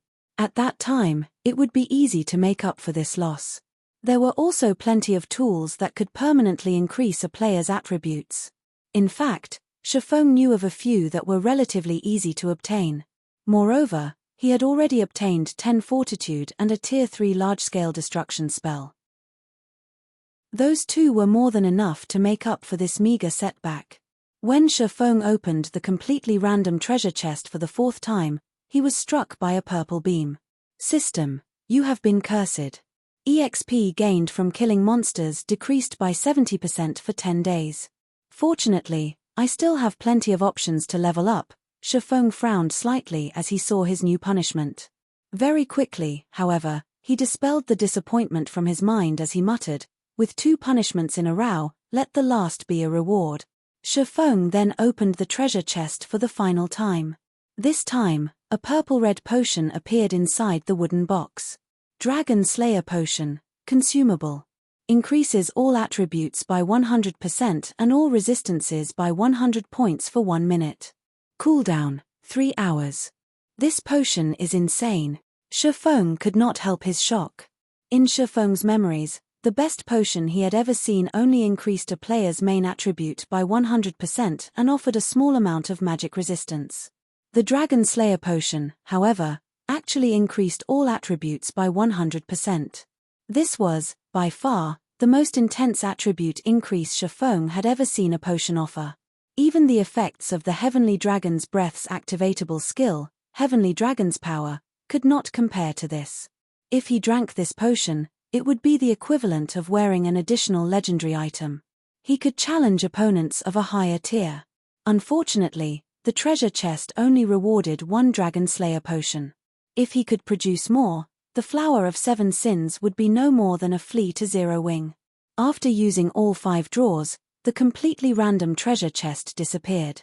Shifeng then stored the Dragon Slayer potion away and took out Solomon's treasure to begin sorting through the information he had gained regarding Solomon's sword. After using an ancient document, the information that flowed into the user's mind only offered a general summary, whereas the detailed information was recorded inside the ancient document. After Shefeng studied the information for several hours, he finally understood how he could obtain one of God's domain's 10 great legendary weapons, Solomon's sword. The complete Solomon's sword had long since disappeared. It had been shattered during the Great Destruction. Solomon's sword broke into 5 fragments and had been scattered throughout God's domain. Later, different people had found each of these fragments. These people had recast the shattered fragments to form new weapons. Each of these new weapons contained an immense power. However, due to the passage of time, the inhabitants of God's domain had forgotten about Solomon's sword. Instead, these 5 weapons had shaken God's domain with their might, their names passed down by the common populace. As the fragments of Solomon's sword had not been equal, the might of the new weapons differed from each other. Among the created weapons, the most famous was the 3rd-ranking sword on God's domain's famed swords list, broken steel. Broken steel was leagues stronger than Shefeng's abyssal blade. There is no need to think about broken steel right now. With my current strength and level, it is impossible to obtain. I can only approach it slowly. Shefeng was extremely familiar with broken steel. However, he could not go after it right now. In the past, among the 12 sacred swordsmen, the number 1 sword saint used none other than broken steel. Shefeng had also witnessed the sword's might personally. Although it was not a legendary weapon, its attributes and skills were not much weaker than a legendary weapon. If he could obtain broken steel in this life, his strength would soar to unspeakable heights. Chapter 708 – 5 Clues. Chapter 708 – 5 Clues. As the most powerful sword among the weapons recreated from the fragments of Solomon's sword, broken steel was, naturally, the most difficult to obtain among the 5 weapons. Even if Shefeng wanted the challenge of obtaining it right now, only death would await him. Shefeng carefully researched the 5 clues. Among the 5 recreated weapons, 3 could not be obtained before reaching level 100. He could only attempt to find 2 while he was below level 100. Among these 2 weapons, the easiest was located at the top of the world. Dragon's Maw? Shefeng fell into deep thought when he realized where the clue led him. The Dragon's Maw was one of the regional maps found at the top of the world. It was a level 60 map. However, the area was far more dangerous than any ordinary level 60 map. Based on what Shefeng had heard about the Dragon's Maw, the map had even claimed the lives of many Tier 4 players. Moreover, they had died tragically. Not only had they lost some EXP and a piece of equipment, but they also permanently lost basic attributes upon death. Even Shefeng wasn't sure how much they had lost exactly. However, the fact that a level 60 map had even caused the deaths of Tier 4 players was more than a little intimidating. The Dragon's Maw was only a short distance from Mount Sogar. Shefeng only needed to travel across 2 leveling areas. If he left the blood refining passage, he could reach the map quickly. However, with his current strength, he was more than 90% certain that he would die there. Shefeng did not particularly mind dying. However, the risk of losing attributes outweighed the gains. If he wished to increase his chances of obtaining the weapon hidden in the Dragon's Maw, the best option was to go there after reaching level 50 and completing his class change. Fortunately, he didn't have to worry about someone else claiming the weapon before him. If one wished to travel to the top of the world through normal means, they would need the strength of a Tier 4 class at the very minimum. Unless, of course, they possessed a Tier 4 position teleportation scroll. However, such an item was extremely rare. A second Tier 4 magic scroll would most likely not appear in God's domain for a long time. Hence, the chances of players reaching the Dragon's Maw were practically non-existent. Just as Shefeng prepared to leave the blood refining passage and grind monsters nearby, he suddenly heard the sound of a system warning. What? I've used up the nutrient solution already? Didn't I just replace it yesterday? This sound was very familiar to Shefeng. If the nutrient solution were about to run out, the system would warn him. But it's already 4 in the afternoon right now. I should log out and get some rest. Shefeng had spent practically all of his time killing blood fighters in the blood refining passage. He had not logged out to train or relax. Now that he had completed his quest, This was a good time for him to take a break. Having made his decision, Shifeng logged out of God's domain. Inside the luxurious bedroom, the lid of the pure white virtual gaming cabin slowly lifted. Shifeng emerged. The sun illuminated his room, shining on a wide array of modern electronic smart devices displayed before Shifeng. As the Big Dipper Training Center's luxury villa, an ordinary apartment could never compare to the Greenwater Villa. Artificial intelligence managed the rooms, and whatever Shifeng wanted done, he only needed to issue the command, and the villa's AI would complete the task. It was an extremely convenient place to live. After exiting the virtual gaming cabin, Shifeng felt an indescribable physical weakness. Sure enough, I exhausted myself during my fight with the Blood Warrior. Shifeng smiled bitterly. Although he had always focused on improving his brain's activity, it was simply too difficult to get his hands on S-rank nutrient fluids. Even if he were the one providing the money, Big Dipper could only procure a limited quantity. To nurture Fire Dance and the others, he kept only 5 bottles for himself. Hence, he would use them conservatively. This was the reason that he did not use void steps unless absolutely necessary. However, this quest had been very important. If he had been unable to defeat the blood-refining warrior, he would not have obtained the ancient document or discovered Solomon's sword's whereabouts.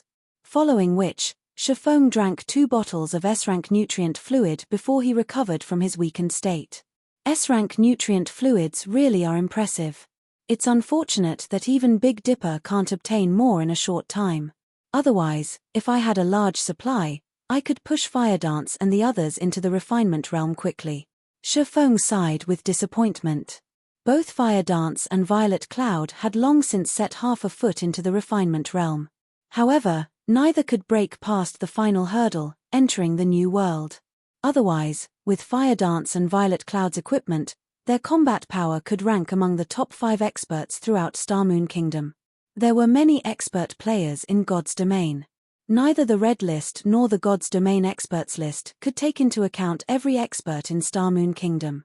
Among these experts, many were still unknown, hiding frightening combat power. Take the members of Midnight Tea Party for example. In the past, during God's Domain's early stages, the majority of the independent team's members had been unknown existences. However, every one of them possessed astonishing strength. Only, their goals differed from other players, so they had never bothered to make themselves known to the public. However, with Fire Dance and Violet Cloud's equipment advantage, there was a very high possibility that they would rank among the top 5 in the kingdom once they reached the refinement realm. Just as Shifeng was about to head to the gym to train, his quantum watch rang as his class's female monitor, Zhao Ruoshi, called. Zhao Ruoshi's smiling face appeared on the screen. With a cold voice, she asked, "Shifeng, do you remember what today is?" Shifeng was about to ask, but after hearing Zhao Ruoshi's tone, he immediately came to a realization. He had previously agreed to attend Zhao Ruoshi's birthday party.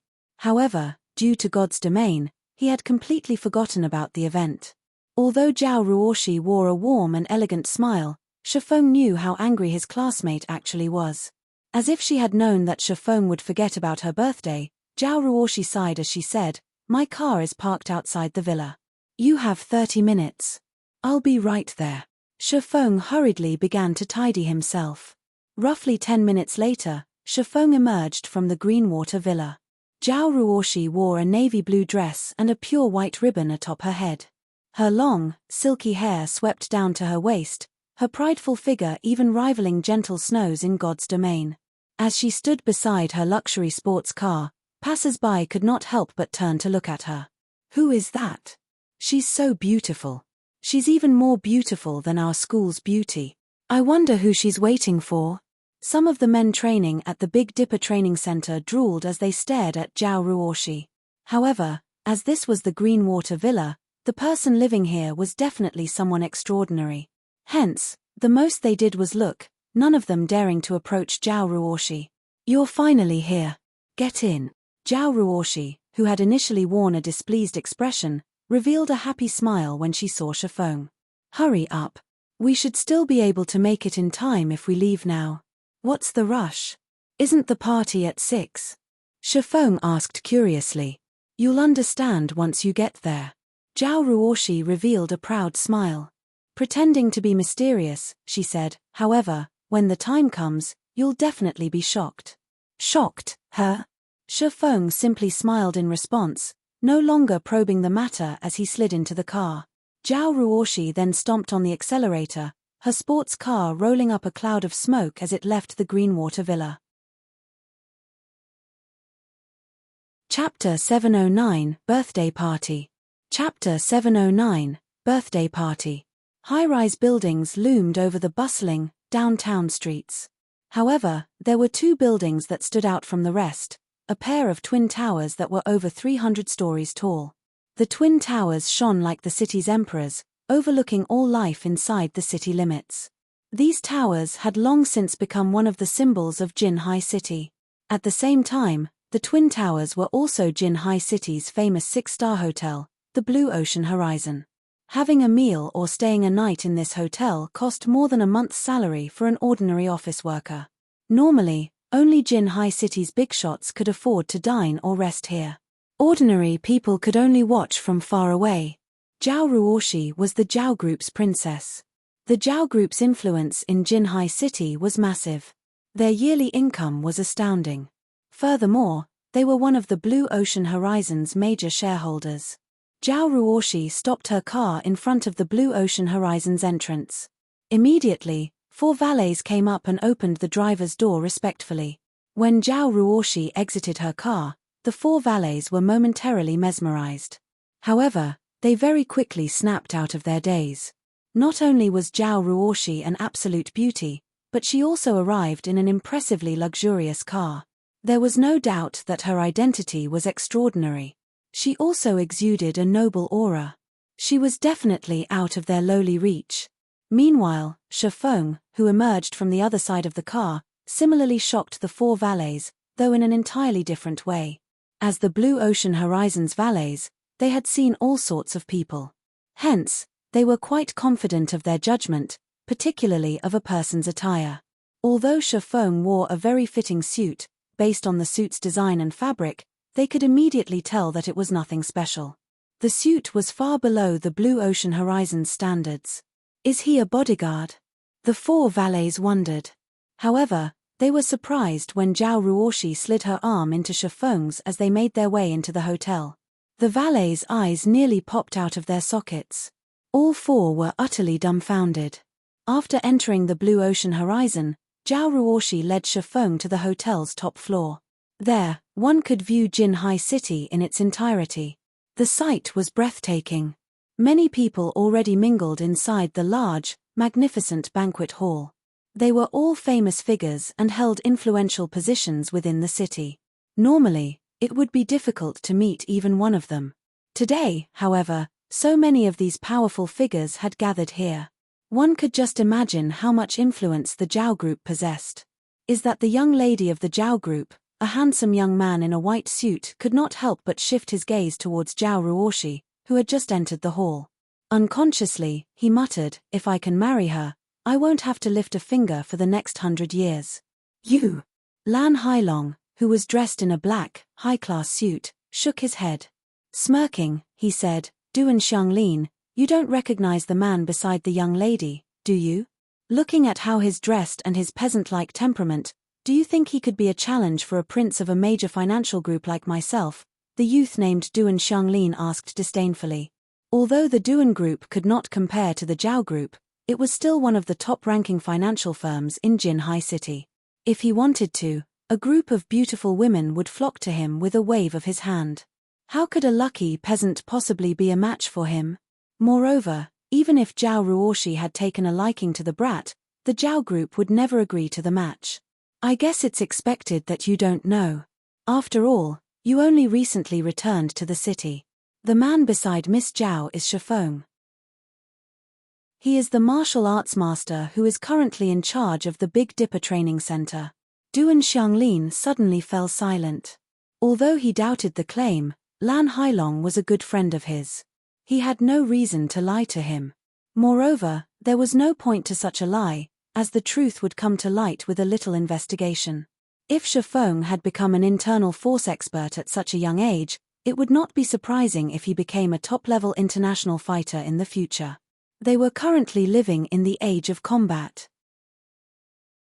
The reputation and status an international fighter possessed were immense, and even an existence like the Zhao group want to fawn over them, not to mention a small financial group. Lan Hailong had a complex look in his eyes as he watched Shifeng enter the banquet hall. Not too long ago, Shifeng had merely been a minor character, yet the youth had become someone who even he looked up to. However, Lan Hailong did not look up to Shifeng due to his title as a martial arts master, but due to Zero Wing. Among everyone present, only Lan Hailong truly knew how amazing Shifeng was. Currently, God's Domain's popularity grew by the day, with major corporations investing in the game with fervor. One could already imagine what kind of future the game would offer its experts. Although the Shadow Guild under his control had developed fairly well so far, compared to Zero Wing, Shadow was a joke. Shadow was just one of the many guilds in White River City. However, Zero Wing had become the city's absolute overlord. Even Stone Forest Town, which every guild in Starmoon Kingdom lusted after, had fallen under Zero Wing's control. The Stoneclaw Mountains were Zero Wing's backyard. If Zero Wing continued developing at this rate, it might even be possible for the upstart guild to become Starmoon Kingdom's overlord. The guild's influence at that time could easily be surmised with one word: frightening. Meanwhile, Lan Hailong had heard that Shifeng had become one of Zero Wing's upper echelons. Hence, how could he possibly not be impressed? It would have been awesome had I managed to form a close relationship with him. It is all that foolish Ling Feilong's fault. He made me lose such a perfect opportunity. Even now, Lan Hailong grew angry whenever he thought about Ling Feilong. However, he had long since banished Ling Feilong from Shadow Workshop, severing all ties with the foolish bastard. Otherwise, in the off chance Ling Feilong managed to provoke Shifeng, he would cry himself to death if Shifeng mobilized Zero Wing to deal with Shadow. Inside one of the luxurious rooms on the top floor banquet hall, two middle-aged men conversed quietly. One wore a silvery-grey suit, while the other wore a set of white robes. When Zhao Ruoshi entered the room with Shifeng, the two men ended their conversation immediately and shifted their gazes towards Shifeng. "Old Zhao, this must be the little brat you've been talking about, right?" "Indeed, I am impressed." The white-robed man could not help but utter words of praise after giving Shifeng a rough evaluation. Zhao Jianhua, who wore the silver suit, said happily, "Of course. Didn't I say that Ruoshi's foresight is much better than mine? Second uncle." A faint blush appeared on Zhao Ruoshi's cheeks. Hurriedly explaining, she said, "It's not what you think. I get it, I get it." Zhao Jianhua nodded, giving his niece an understanding look. While Zhao Jianhua poked fun at Zhao Ruoshi, Shifeng focused his attention on the middle-aged man beside Zhao Jianhua. Shifeng could feel the aura of a martial artist coming off of this man. However, his aura was different from that of experts like Lei Bao. Standing before this white-robed man, Shifeng felt as if this man's aura dominated the room. It felt as if the white-robed man were the ruler of this space. A domain? Shifeng could not help his shock. However, he quickly denied this thought. "No, that's not right. This isn't a domain. Having a domain is like forming a separate world around oneself. Owners of domains have absolute control within their domains. These existences can no longer be considered human. The danger they give off is also on a whole different level." Although the white-robed man before him was not as powerful as Martial Dragon, he was not far from achieving a domain, either. Just who is this? Shifeng wondered as he watched the white-robed man before him. There were extremely few internal force experts in the world. However, looking at the man before him, Shifeng judged that not only was he an internal force expert, but he was also a monster who was close to grasping a domain. Such a character had actually appeared in a small place like Jinhai City. It was truly inconceivable. Chapter 710, The Mysterious Shifeng. Chapter 710, The Mysterious Shifeng. Ever since Shifeng's brain activity had improved, his senses had become extraordinarily sharp. The white-robed man before him hid his strength very well. Currently, he felt like the quiet ocean that would accommodate everything. He felt comfortable to be around. In front of this man, Shifeng could not find it in himself to generate any hostility at all. However, it was precisely because of this that Shifeng was afraid of him. He had honed his senses through countless life and death battles in God's domain. Particularly, after his brain activity had improved, it had become a lot harder for others to put his mind at ease. However, the white-robed man's every action easily slipped through his warning senses. If the man before him suddenly decided to strike, the consequences would be dire. Young man, you are really impressive. You have actually become one of Zero Wing's upper echelons at such a young age. Sure enough, Zero Wing has hidden itself quite deeply, the white-robed man said in a very friendly tone as he smiled at Shifeng. Ah, right. I haven't introduced myself. I'm Yuan Taishan, an elder of the secret pavilion. Shifeng, haven't you been playing God's domain for some time? Uncle Yuan is an expert of the virtual gaming world's older generation. Although he might not be a match for you in real life, in virtual reality games, he might be even more powerful than you. This is a good chance to ask him for some guidance, Zhao Ruoshi said, her lips unconsciously curling into a smile when she saw Shifeng's surprised expression. Before this, Shifeng had maintained a calm composure. He had always been the one to hold the initiative. Now that she watched something fluster Shifeng, she could not help but feel a little proud of herself. Shifeng was speechless when he saw Zhao Ruoshi's joyous look. Yuan Taishan was a hidden expert in the truest sense of the word. Both in fighting and gaming, the middle-aged man was far above him. It was a fact that he had played God's domain for more than a decade now. However, one's superiority was not determined by the amount of time one played God's domain. Otherwise, there would not have been so many players stuck at Tier 2, unable to advance to Tier 3, even after 10 years. One also had to take into account aspects such as opportunity, talent, and luck. For example, most people would live out their lives in obscurity. Some would spend only a few years to reach astounding heights that others would never touch throughout their entire lives. God's domain was similar in this manner. Shifeng was not so arrogant as to think that he was invincible in God's domain.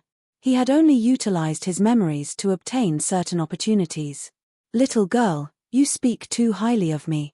Young man, I was only interested in meeting you after hearing Ruoshi say that she'd bring someone promising, one of Zero Wing's upper echelons. To suggest asking me for guidance, I'm not that amazing of a person. You can just call me Uncle Yuan, Yuan Taishan said, chuckling as he shook his head. Let's have a seat before we continue our chat. Although Yuan Taishan had spoken casually, Shifeng did not dare to be careless around the man. The secret pavilion was not just any guild.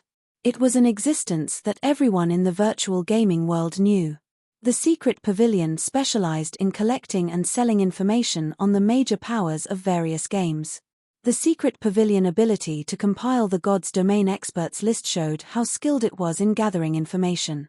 Uncle Yuan, you've constantly talked about Shifeng's status in Zero Wing. Is Zero Wing an amazing guild? Zhao Ruoshi asked curiously. Zhao Jianhua was also curious. Yuan Taishan had mentioned Zero Wing multiple times now and had even praised Shifeng's potential. After knowing Yuan Taishan for so long, this was the first time he had seen the man react in such a way. Although he did not have much contact with virtual reality games, he knew that Yuan Taishan's status in the virtual gaming world was quite high. Particularly, after God's Domain became popular, Yuan Taishan's status had grown with it.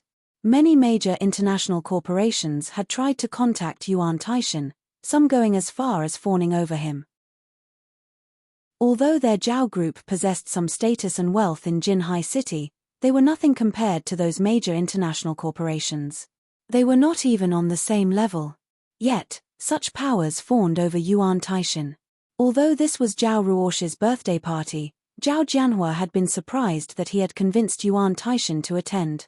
Zhao Jianhua knew Yuan Taishan's itinerary. Today, he should be meeting with the upper echelons of a major international corporation, yet he had come here instead. The man had not attended out of respect for Zhao Jianhua, either. He had joined them today to meet Shifeng. Thinking up to this point, Zhao Jianhua could not help but inwardly sigh. However, he was also pleased. You too might not know this since you don't play God's Domain, but Zero Wing is a very popular guild in the virtual gaming world. It has caught the attention of various parties. Based on my understanding, even Open Source Corporation has set its eyes on Zero Wing, going so far as to offer a high price to purchase some of the guild's shares. However, Zero Wing had rejected OSC, Yuan Taishan exclaimed. Open Source Corporation? The Open Source Corporation, which focuses on trading new energy? Zhao Jianhua did not dare believe it to be true. Hence, he wanted to confirm if the Open Source Corporation Yuan Taishan mentioned was the major corporation that he knew. Yes. I was quite shocked when I received the news. I never thought that the youngsters these days would act so impulsively. There are countless guilds hoping to gain OSC's financial support. This is my first time hearing of someone actually refusing OSC's offer. Yuan Taishan nodded. Chuckling, he said, I've come here for 2 reasons. First, I wanted to see Ruoshi. Second, I wanted to meet this upper echelon of Zero Wing that I've heard so much about in the hopes that I can arrange a meeting with the incomparably mysterious guild leader, Black Flame. I wonder if I can have the honor. Zhao Jianhua and Zhao Ruoshi were dumbfounded when they heard Yuan Taishan's words. They shifted their gaze towards Shifeng. Rejecting Open Source Corporation's investment was shocking enough. They had never imagined that Yuan Taishan had actually come here in person to obtain Shifeng's help. For a moment, both Zhao Jianhua and Zhao Ruoshi's minds were blank. However, as the person of interest, Shifeng wore a calm expression as he said, Since Uncle Yuan wishes to meet my guild leader, I will try my best to get in touch with him for you. However, the guild leader has always been a busy man. I cannot guarantee that he will be willing to meet with you. I hope that Uncle Yuan can forgive me. Certainly. I also hope you will pass on a message to guild leader Black Flame for me. The flower of 7 sins has begun to act, Yuan Taishan said very confidently.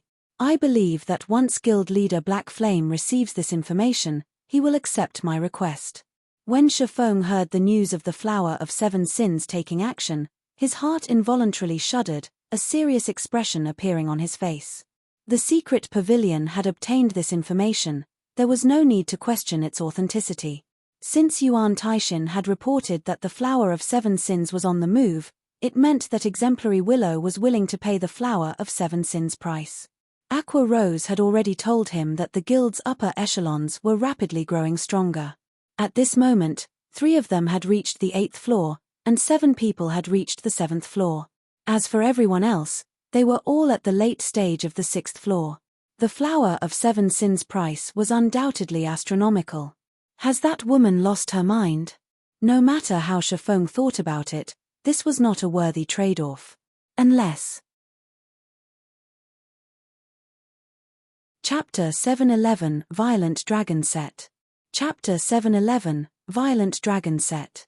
After the birthday party ended, Shifeng immediately returned to the Greenwater Villa and logged back into God's Domain. Yuan Taishan had already made himself very clear with his words. If Shifeng wished to find out more about the flower of 7 sins, then it would be best if he contacted the man. Since the flower of 7 sins had already started taking action, then what he needed to do right now was prepare for the upcoming battle. If he had information on the exact movements of the organization, at the very least, he would not be caught off guard. The flower of 7 sins had yet to fail at a job. If the organization truly managed to annihilate Zero Wing's upper echelon, it would deal an irrecoverable blow to the guild, especially now that the Star Alliance had declared all-out war on Zero Wing. In fact, during the time Shifeng was at the party, many battles between the 2 guilds had occurred both inside and outside the Stoneclaw Mountains. Fortunately, though both sides had suffered losses, Zero Wing had the upper hand since it also had help from Ouroboros. Even so, the situation was not looking too good, as the Star Alliance also had many red names and workshops on its side. This situation prevented the members of Zero Wing from focusing on grinding at the Stoneclaw Mountains. On the sidelines, other guilds were quietly eyeing Zero Wing as well. If this situation dragged on, it would be extremely detrimental towards the level and equipment of Zero Wing's members. On top of that, if Zero Wing's upper echelon were to suffer complete annihilation, the blow to the guild would be fatal. Then, the various guilds grinding at the Stoneclaw Mountains would definitely have designs on Stone Forest Town. At that time, if these guilds were to band together with the Star Alliance to deal with Zero Wing, Shifeng did not wish to see such a situation take place. When Shifeng logged back into God's domain once more, he had already been teleported out of the blood-refining passage, appearing at the foot of Mount Sogar. He immediately opened his friends list and chose to add a friend. Shifeng had set his friends list so that it was shielded, which prevented others from adding him as a friend. As for messages and calls, his settings automatically rejected those from strangers. Hence, other than his friends, nobody had any way of contacting him. Yuan Taishin had told Shifeng that his God's domain ID was Grilled Ironheart. Currently, Shifeng was using his identity as Black Flame to add Yuan Taishin as a friend. As long as Yuan Taishin agreed to the friend request, the middle-aged man would be able to contact Shifeng right away. Less than 5 minutes after Shifeng sent out the friend request, the system notified him that Grilled Ironheart had agreed to become his friend. It really has been difficult for the secret pavilion to get in touch with you, Guild Leader Black Flame. Since Guild Leader Black Flame has taken the initiative to contact me, then you must be very interested in the information regarding the Flower of Seven Sins, Yuan Taishin said slowly. Guild Leader Black Flame, you should know that the secret pavilion thrives on trading information. If you wish to obtain information on something, then you have to pay an appropriate price for it. I believe Guild Leader Black Flame should understand this point, right? I understand what you are trying to say.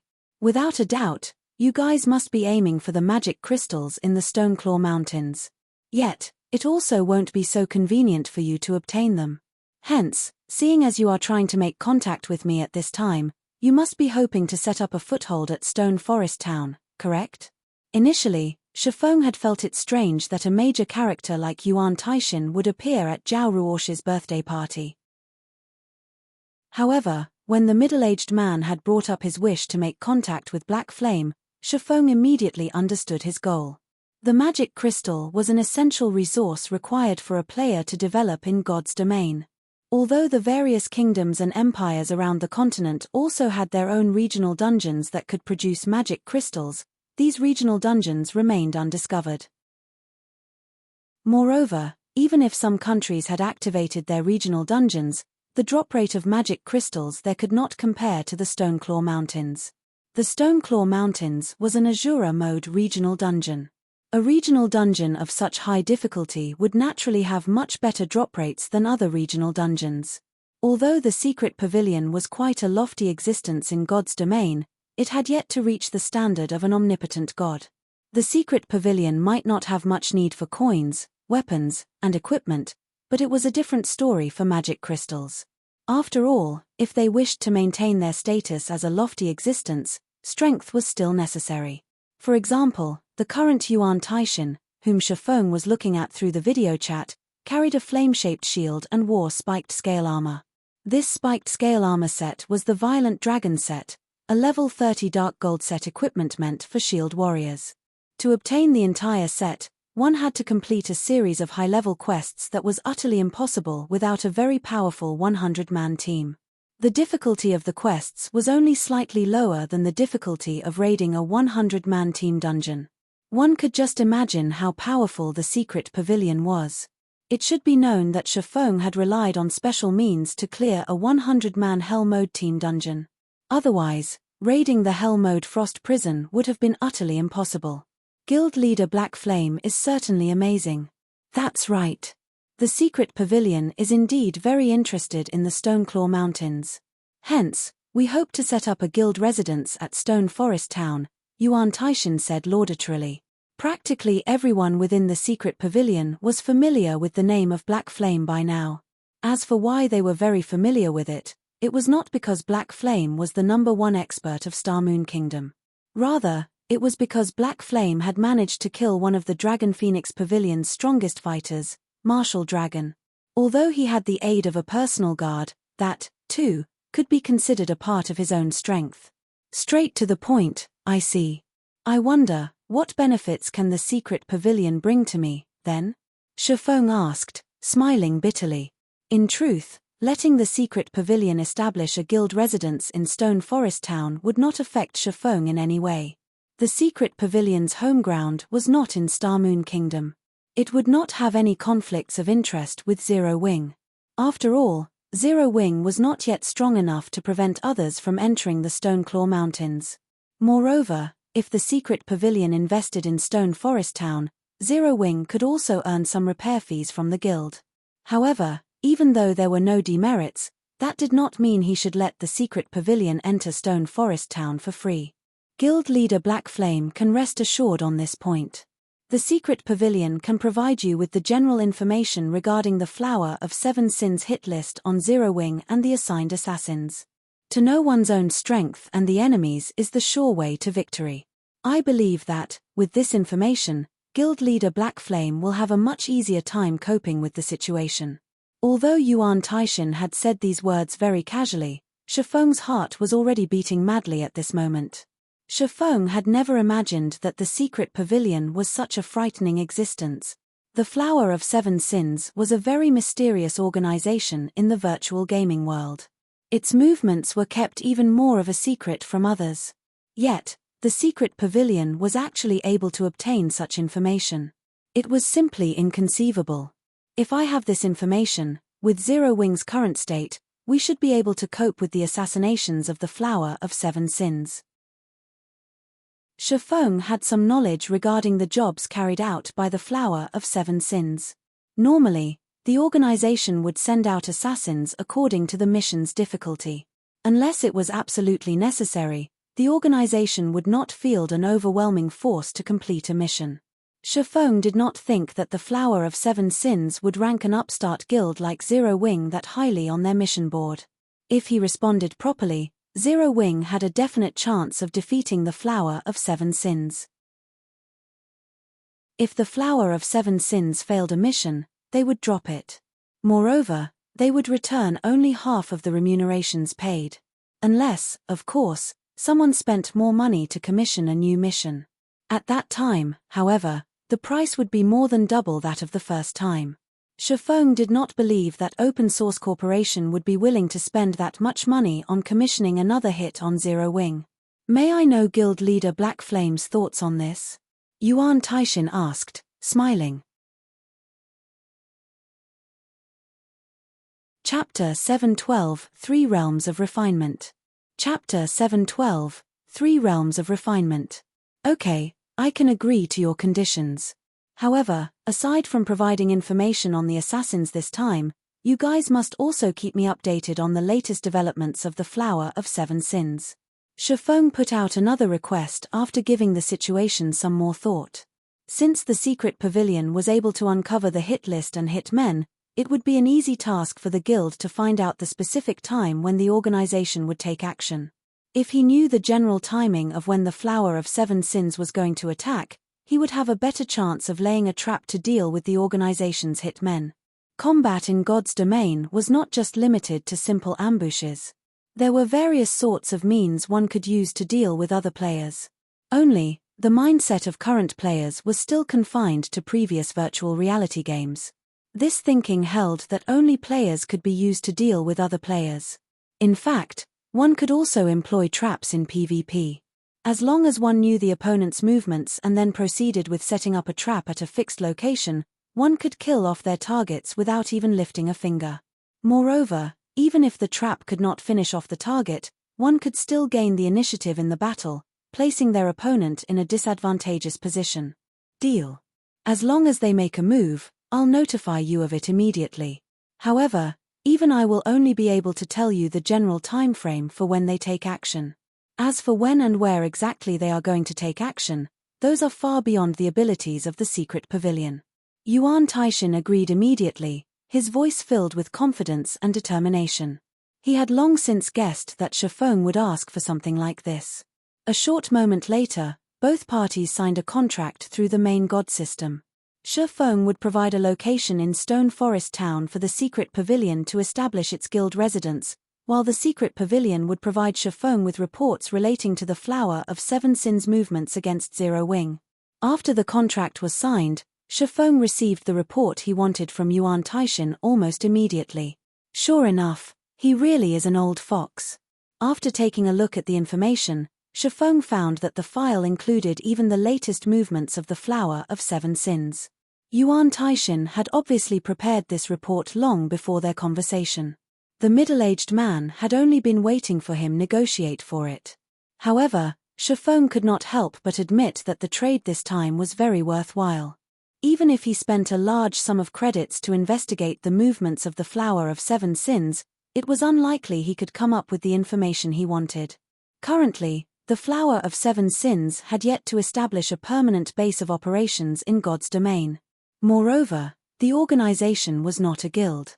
All its members were independent players, and every member of the organization was extremely mysterious.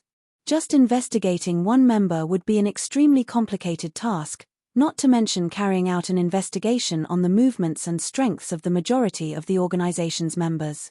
Only a force like the Secret Pavilion could achieve such a feat. If not for the Secret Pavilion's interest in the Stoneclaw Mountains this time, Shifeng did not believe the Secret Pavilion would sell him this information even if he asked for it. After all, not only would the guild provoke the Flower of Seven Sins by doing so, but it would also expose some of the Secret Pavilion's capabilities. Guild leader Black Flame, in celebration of our first successful cooperation, I will provide you with additional information. The major forces eyeing Zero Wing right now aren't limited to Open Source Corporation. Some have already begun taking action.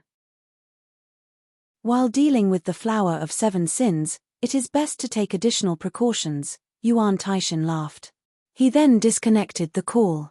Other major forces are participating in the struggle this time? Shifeng's expression suddenly grew serious. In the past, the Star Alliance had been the one that managed to obtain the Stoneclaw Mountains in the end. Back then, the average level of players was much higher. The Stoneclaw Mountains had also been mostly developed. Quite a number of regional dungeons that could produce magic crystals had also appeared in other kingdoms and empires.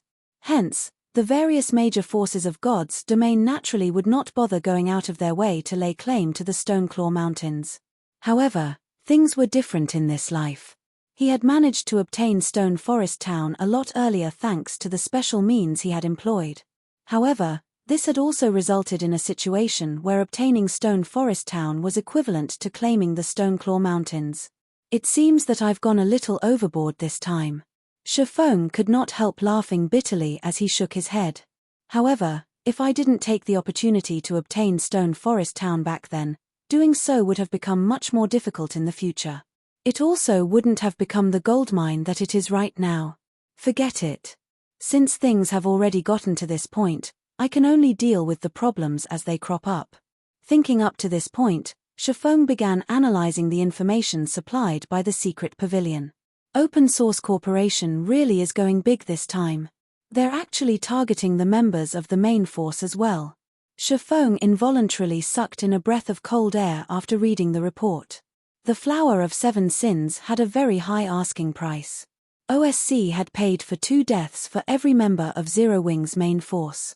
Although that number was much lower than for Zero Wing's upper echelon, for whom OSC had paid for 10 deaths each, it would still weaken Zero Wing's main force significantly. But really though, the people from the Flower of Seven Sins are sure looking down on Zero Wing. They are actually sending less than 50 members to deal with us. Giving the list of assassins a glance, Shifeng could immediately tell how confident the Flower of Seven Sins was. They had not bothered relying on numbers at all. Although Secret Pavilion's information was not complete, judging from what was in the report, every one of these people could be considered a top-tier expert in God's domain. They all were level 33 and above, and even their most inferior equipment was level 30 Feingold set equipment. The Secret Pavilion really is powerful. They even have a general assessment of the combat standards of these people. After carefully looking through the Secret Pavilion's report, Shifeng gained a new understanding of the guild. The Secret Pavilion was simply terrifying. Compared to the level of detail in this report, the information the Secret Pavilion published on the God's Domain experts list was child's play. However, the Flower of Seven Sins was indeed as frightening as the rumors made it out to be. Of the assassins the organization sent, over 30 people had already set foot into the refinement realm. No matter which guild these experts were in, they would surely rank among the top of the guild, yet the Flower of Seven Sins had actually managed to dispatch over 30 of such people. Among these 30-plus people, 7 had even managed to reach the next stage of the refinement realm, the flowing water realm. However, the most powerful assassin sent by the Flower of Seven Sins was not one of those 7 flowing water realm experts. Instead, it was an expert who had reached an even further realm. The categorization of a player's combat power using combat standards such as the refinement realm was a concept that had existed even before the launch of God's domain. Moreover, it had existed for a very long time already, so the theoretical setup behind the concept had long since been perfected. The system was not unique to God's domain. Only, God's domain had made the concept of the refinement realm known to the general public. Back then, Shifeng had learned of the combat realms dividing expert players only after coming in touch with God's domain. There were a total of 3 realms of refinement: the refinement realm, the flowing water realm, and the void realm. Of these 3 realms, the latter was higher than the former. Meanwhile, only those who managed to enter the refinement realm were considered true top-tier experts of God's domain. Each one of these experts was capable of going up against an entire army of players by themselves. Meanwhile, above the realms of refinement would be the domain. However, the monsters that had managed to achieve a domain were as rare as a phoenix's feather. One such existence was Martial Dragon. If Shifeng had not relied on his attributes to suppress Martial Dragon back then, in addition to having the assistance of his personal guard kite, defeating Martial Dragon would have been utterly impossible. Had the fight dragged on, Shifeng would have been the loser, instead. Currently, although Shifeng still had the advantage in equipment, this advantage was continuously shrinking. It seems that this Void Realm expert has been prepared to deal with me. Shifeng could not help but inwardly guess. Even if he could successfully deal with his opponent, the other members of the guild. Chapter 713 Silver. Chapter 713 Silver. Firewing Empire, Firewing Imperial Capital. Taishin, were your negotiations successful? A white-browed youth wearing a pair of frosty robes asked, shifting his gaze towards Yuan Taishin, who had just entered the room. Yuan Taishin was one of the elders of the secret pavilion, his position within the guild very high. Moreover, he was already 50 years old this year. Yet, despite the white-browed youth directly calling Yuan Taishin by his personal name, the latter did not show any signs of dissatisfaction. On the contrary, Yuan Taishin carefully handed over the contract he signed with Shifeng to the youth in a very respectful manner and said seriously, just like guild leader has surmised, Black Flame was very incisive in making a decision. We can now begin constructing our guild residence at Stone Forest Town immediately. If Shifeng were here right now, he would definitely be shocked. After all, the secret pavilion's guild leader was actually a young man. Ah, thanks for your hard work. Have Wen Yarrow bring the kids there, then. This time, we can let those kids get a chance to widen their horizons a little. Ever since God's Domain's launch, the virtual gaming world has not been as nice a place to mingle around in as it had been. The white-browed youth took a glance at the contract and accepted it with satisfaction. He then turned to look at Yuan Taishin, smiling as he asked, Taishin, just ask whatever is on your mind. Guild leader, the Flower of Seven Sins has already targeted Zero Wing. If we include those other people as well, there is simply no chance for Zero Wing to protect Stone Forest Town. Aren't we just making an unnecessary move with this? Yuan Taishin could not help but ask. This can't really be considered an unnecessary move. I am simply hoping to have Zero Wing test out the Flower of Seven Sins. If we can get the others to expose themselves as well, we will have profited in this exchange, the white-browed youth replied, laughing. He then took out a document and placed it before Yuan Taishin, saying, You'll know once you take a look at this. Yuan Taishin was inwardly very confused at the youth's words. He promptly began flipping through the document. How could this be? Yuan Taishin was shocked. That silver has appeared. Is there some sort of mistake here? Zero Wing is merely an upstart guild. Although that Black Flame indeed possesses some ability, it is not to the degree where it is necessary for silver to take action, right? Whether Silver will be taking action personally or not, I am not sure. However, it is certain that he will be going with the group that's going to attack Zero Wing.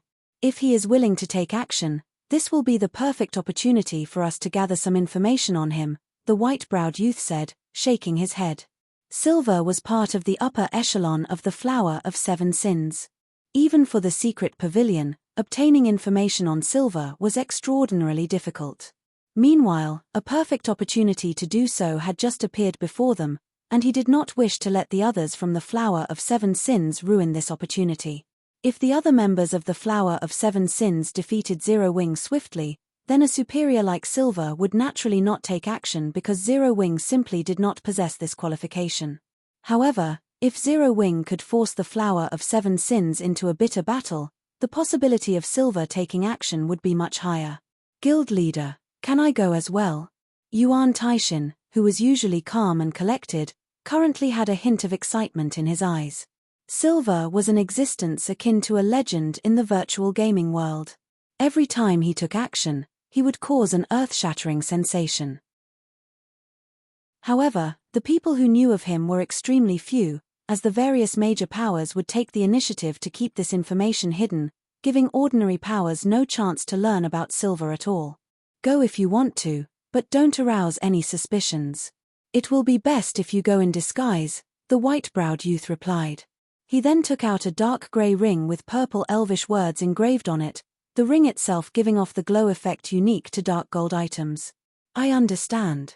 Yuan Tieshin's heart began beating madly when he heard the youth's words. He then picked up the ring and hurriedly left the guild leader's office. The top of the world, the Dragon's Maw. The Dragon's Maw was a map filled with steep and winding paths, and these paths extended down towards a bottomless crater. The crater looked just like a massive mouth that was trying to devour everything. At this moment, Shifeng was standing at the entrance of a small path, looking down at the sight before him. No wonder this place is called the Dragon's Maw. It's simply impossible to see the bottom of this crater from out here. Everywhere around this place is sending my alarm bells ringing. This really isn't a place for ordinary people. As Shifeng took a look at his surroundings, he could feel a premonition of death coming from all around the Dragon's Maw. Yet, strangely enough, he could not see any signs of danger here. There was not a single monster present within his field of vision. Nevertheless, his intuition was warning him that he might lose his life at any given moment, should he set foot on the path before him. This time, however, Shifeng had no choice but to ignore his intuition and step forward. The assassins from the Flower of Seven Sins possessed overwhelming strength. With a force of over 30 refinement experts, 7 flowing water experts, and 1 void expert, who were all geared in level 30 top-tier equipment, not to mention killing Zero Wing's main force, the group could even attempt to kill a super guild's main force. In Zero Wing, aside from Shifeng himself being a flowing water expert, there was nobody else within the realms of refinement. Even with the advantage in attributes, Shifeng knew very clearly that Zero Wing's main force stood no chance at all against so many refinement experts. The outcome would be the same even if they had the power of darkness. After all, if even the members of Zero Wing's main force possessed berserk skills, how could it be possible for these refinement experts not to have obtained one for themselves? Even if not everyone from the Flower of Seven Sins had managed to get their hands on a berserk skill, as long as there were a few who had, these few people could easily annihilate Zero Wing's entire main force. Whether it was Aqua Rose, Violet Cloud, or Fire Dance, all 3 of these girls possessed massive potential. Unfortunately, having potential did not necessarily mean they were strong right now. If they had several years' time to grow. No, even if it were just half a year's time, if he properly guided them and helped them fully realize their potential, no doubt they would be able to cream these experts. However, there was simply not enough time right now. From the report of the secret pavilion, Shifeng knew that the Flower of Seven Sins was still in the process of making preparations, which might take anywhere from 3 to 5 days. Hence, it was highly possible for them to take action within these 3 to 5 days. However, he did not possess a method to improve everyone's strength significantly within such a short time span. The improvement of combat techniques required time and accumulation of experience, not to mention setting foot into the unfathomable realm of refinement. Despite Fire Dance and Violet Cloud being just a thread away from entering the refinement realm, no matter what they did, they were unable to achieve a breakthrough. Even Shifeng had no methods to assist them in breaking through. Otherwise, the refinement realm would not have become the great divide that differentiated ordinary experts from top-tier experts in God's domain. Even super guilds would find it very difficult to nurture a refinement expert. Although there was the option of bringing Fire Dance and the others to level up, the possible improvements through this method were limited. Within 4 or 5 days, the most he could do was help everyone in the main force gain 2 more levels. The first reason for this was because everyone was already high-leveled now. The amount of EXP they required to level up was a lot. The other reason was that, while he was capable of killing monsters that were many levels higher than himself, the others could not. At most, they could only serve as support. If the EXP of the monsters he killed were to be split among 100 players, the overall leveling speed of Zero Wing's main force would only be slightly faster than an ordinary expert's. Rather than doing such a futile action, Shifeng decided to go all out.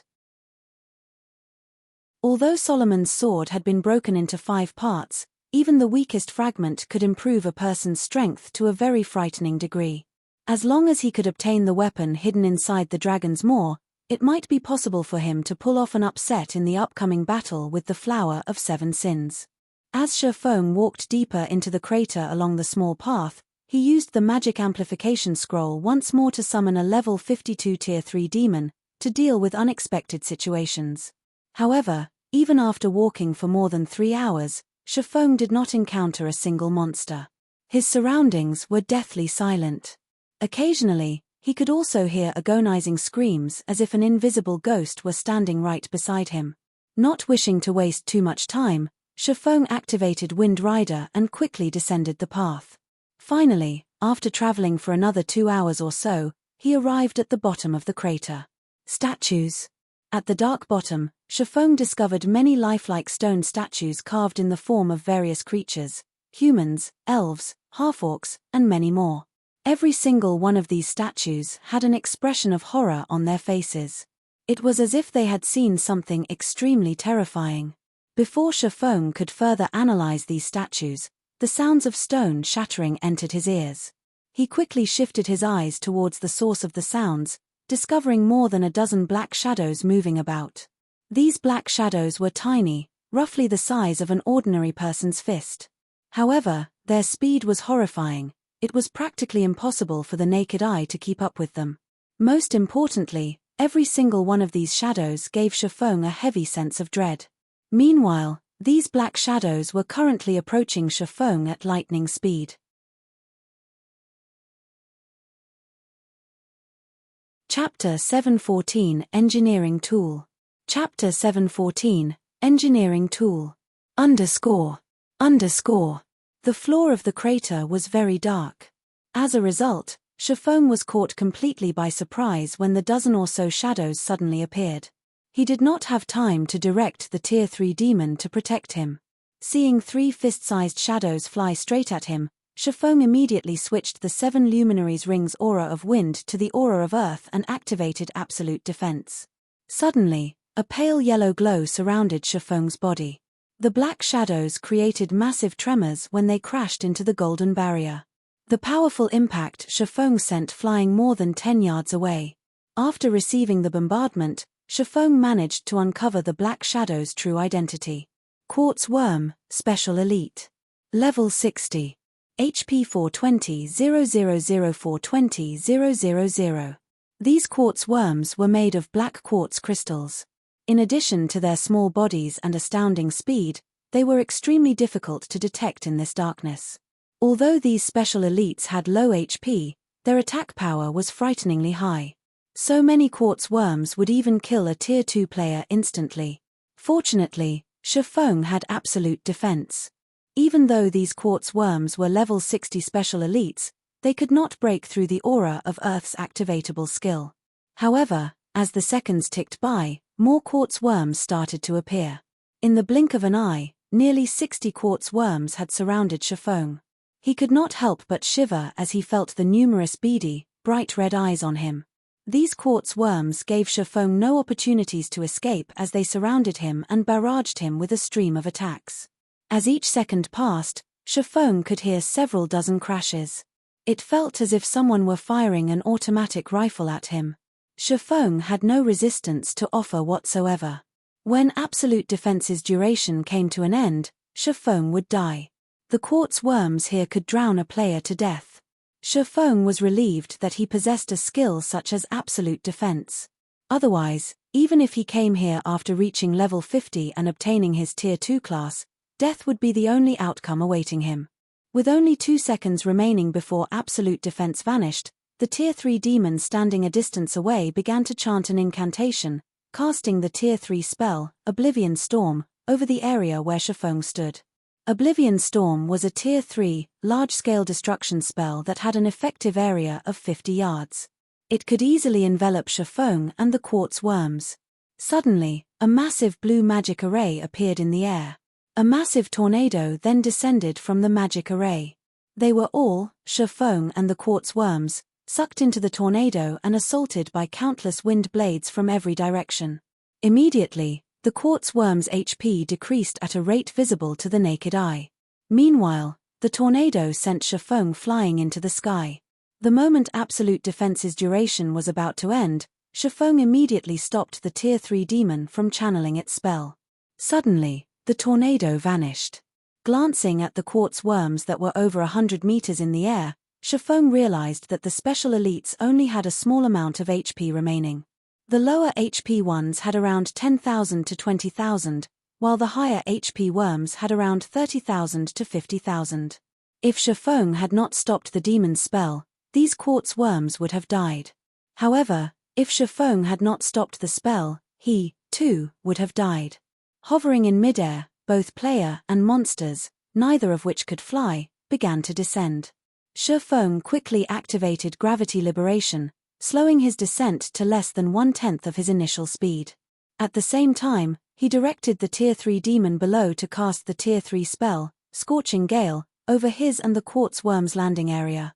Scorching Gale was not a large-scale destruction spell. Rather, it was a cone AoE spell with a range of 20 yards. Not only had Oblivion Storm sent its targets into the air, but it also gathered them into a single area. Hence, Scorching Gale could easily envelop the landing zone. However, due to the difference in their speed of descent, the quartz worms had landed while Shifeng still floated down. Suddenly, the Tier 3 demon fired countless flame blades from its hands, the burning attack devouring the quartz worms. -104,189. -110,467. Damages over -100,000 appeared above the quartz worms. The low HP special elites could not endure the flaming assault. Only after Scorching Gale finished did Shifeng land. Loot and quartz worm corpses littered the ground. Meanwhile, Shifeng's experience bar rose rapidly. The quartz worms were level 60 special elites. Although the EXP they rewarded was less than what ordinary level 60 special elites offered, it was still a lot more than level 60 elites. Moreover, Shifeng was only level 35 right now. The bonus EXP he obtained from fighting monsters that were 25 levels higher than him was impressive. However, the bonus EXP one could obtain through killing monsters of a higher level was not without limit, capping at 20 levels. Hence, players' EXP would, at most, increase by 20 times. Even so, an increase of 20 times would still provide Shifeng with an exaggerated amount of EXP. After this brief battle, Shifeng had gone from 9% of level 35 to 98% of level 35. He was only 2% away from reaching level 36. At this level, he could rank at the top of Star Moon Kingdom's ranking list. Currently, the number 1 player on Star Moon Kingdom's ranking list only approached level 35. They still needed to grind for half a day before crossing the threshold to level 35. This method of leveling isn't bad at all. Shifeng could not help his grin as he looked at the EXP he had obtained.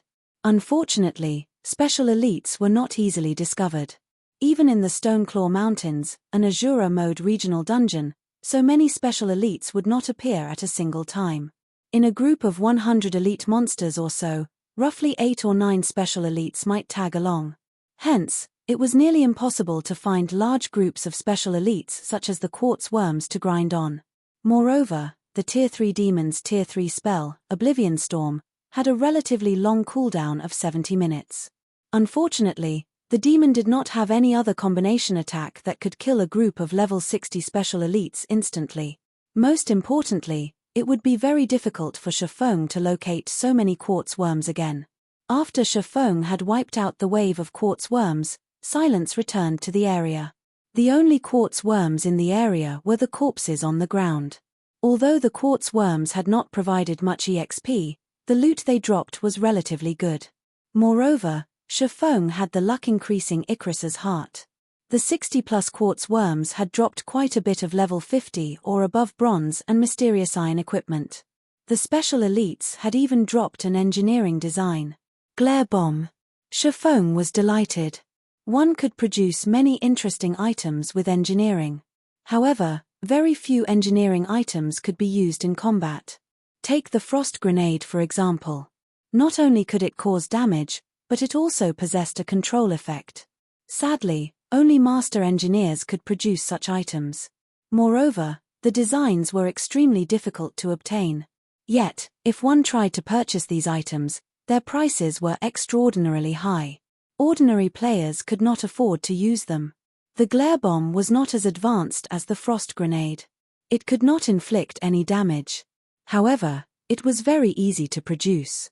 The materials required were not particularly rare. Hence, it was one of the most common tools in field battles. The glare bomb could temporarily blind all creatures within its range, though its effect on players was reduced. After Shifeng finished arranging the loot and was about to leave the area, for some reason, the external layer of stone on the statues began to fade, revealing these statues' original appearance. Every one of these restored individuals radiated a frightening aura. Shifeng felt an immense pressure from these creatures and was overcome by a desire to flee. However, these unpetrified individuals had noticed Shifeng. Chapter 715 Thunder Emperor. Chapter 715 Thunder Emperor. With the eyes of these revived individuals on him, Shifeng did not dare to make any sudden movements. Every one of these NPCs, be it human, elf, or half-orc, had an astounding and intimidating level. Level 150. Even a common monster at this level could kill Shifeng effortlessly, not to mention the humans and elves, both of which were Tier 3 classes. "Young man, was it you who saved us?" a middle-aged human male asked as he turned to Shifeng, his previous aura vanishing suddenly. This middle-aged man was a Tier 3 Great Mage. Even in White River City, he would be considered an incredibly powerful individual. Players would find it difficult to gain an audience with such a character. "I'm not really sure. I merely cleared out the quartz worms residing here," Shifeng said truthfully, calming after seeing no evil intent among these NPCs. Hearing Shifeng mention the quartz worms, these level 150 NPCs examined their surroundings, bewilderment appearing on their faces.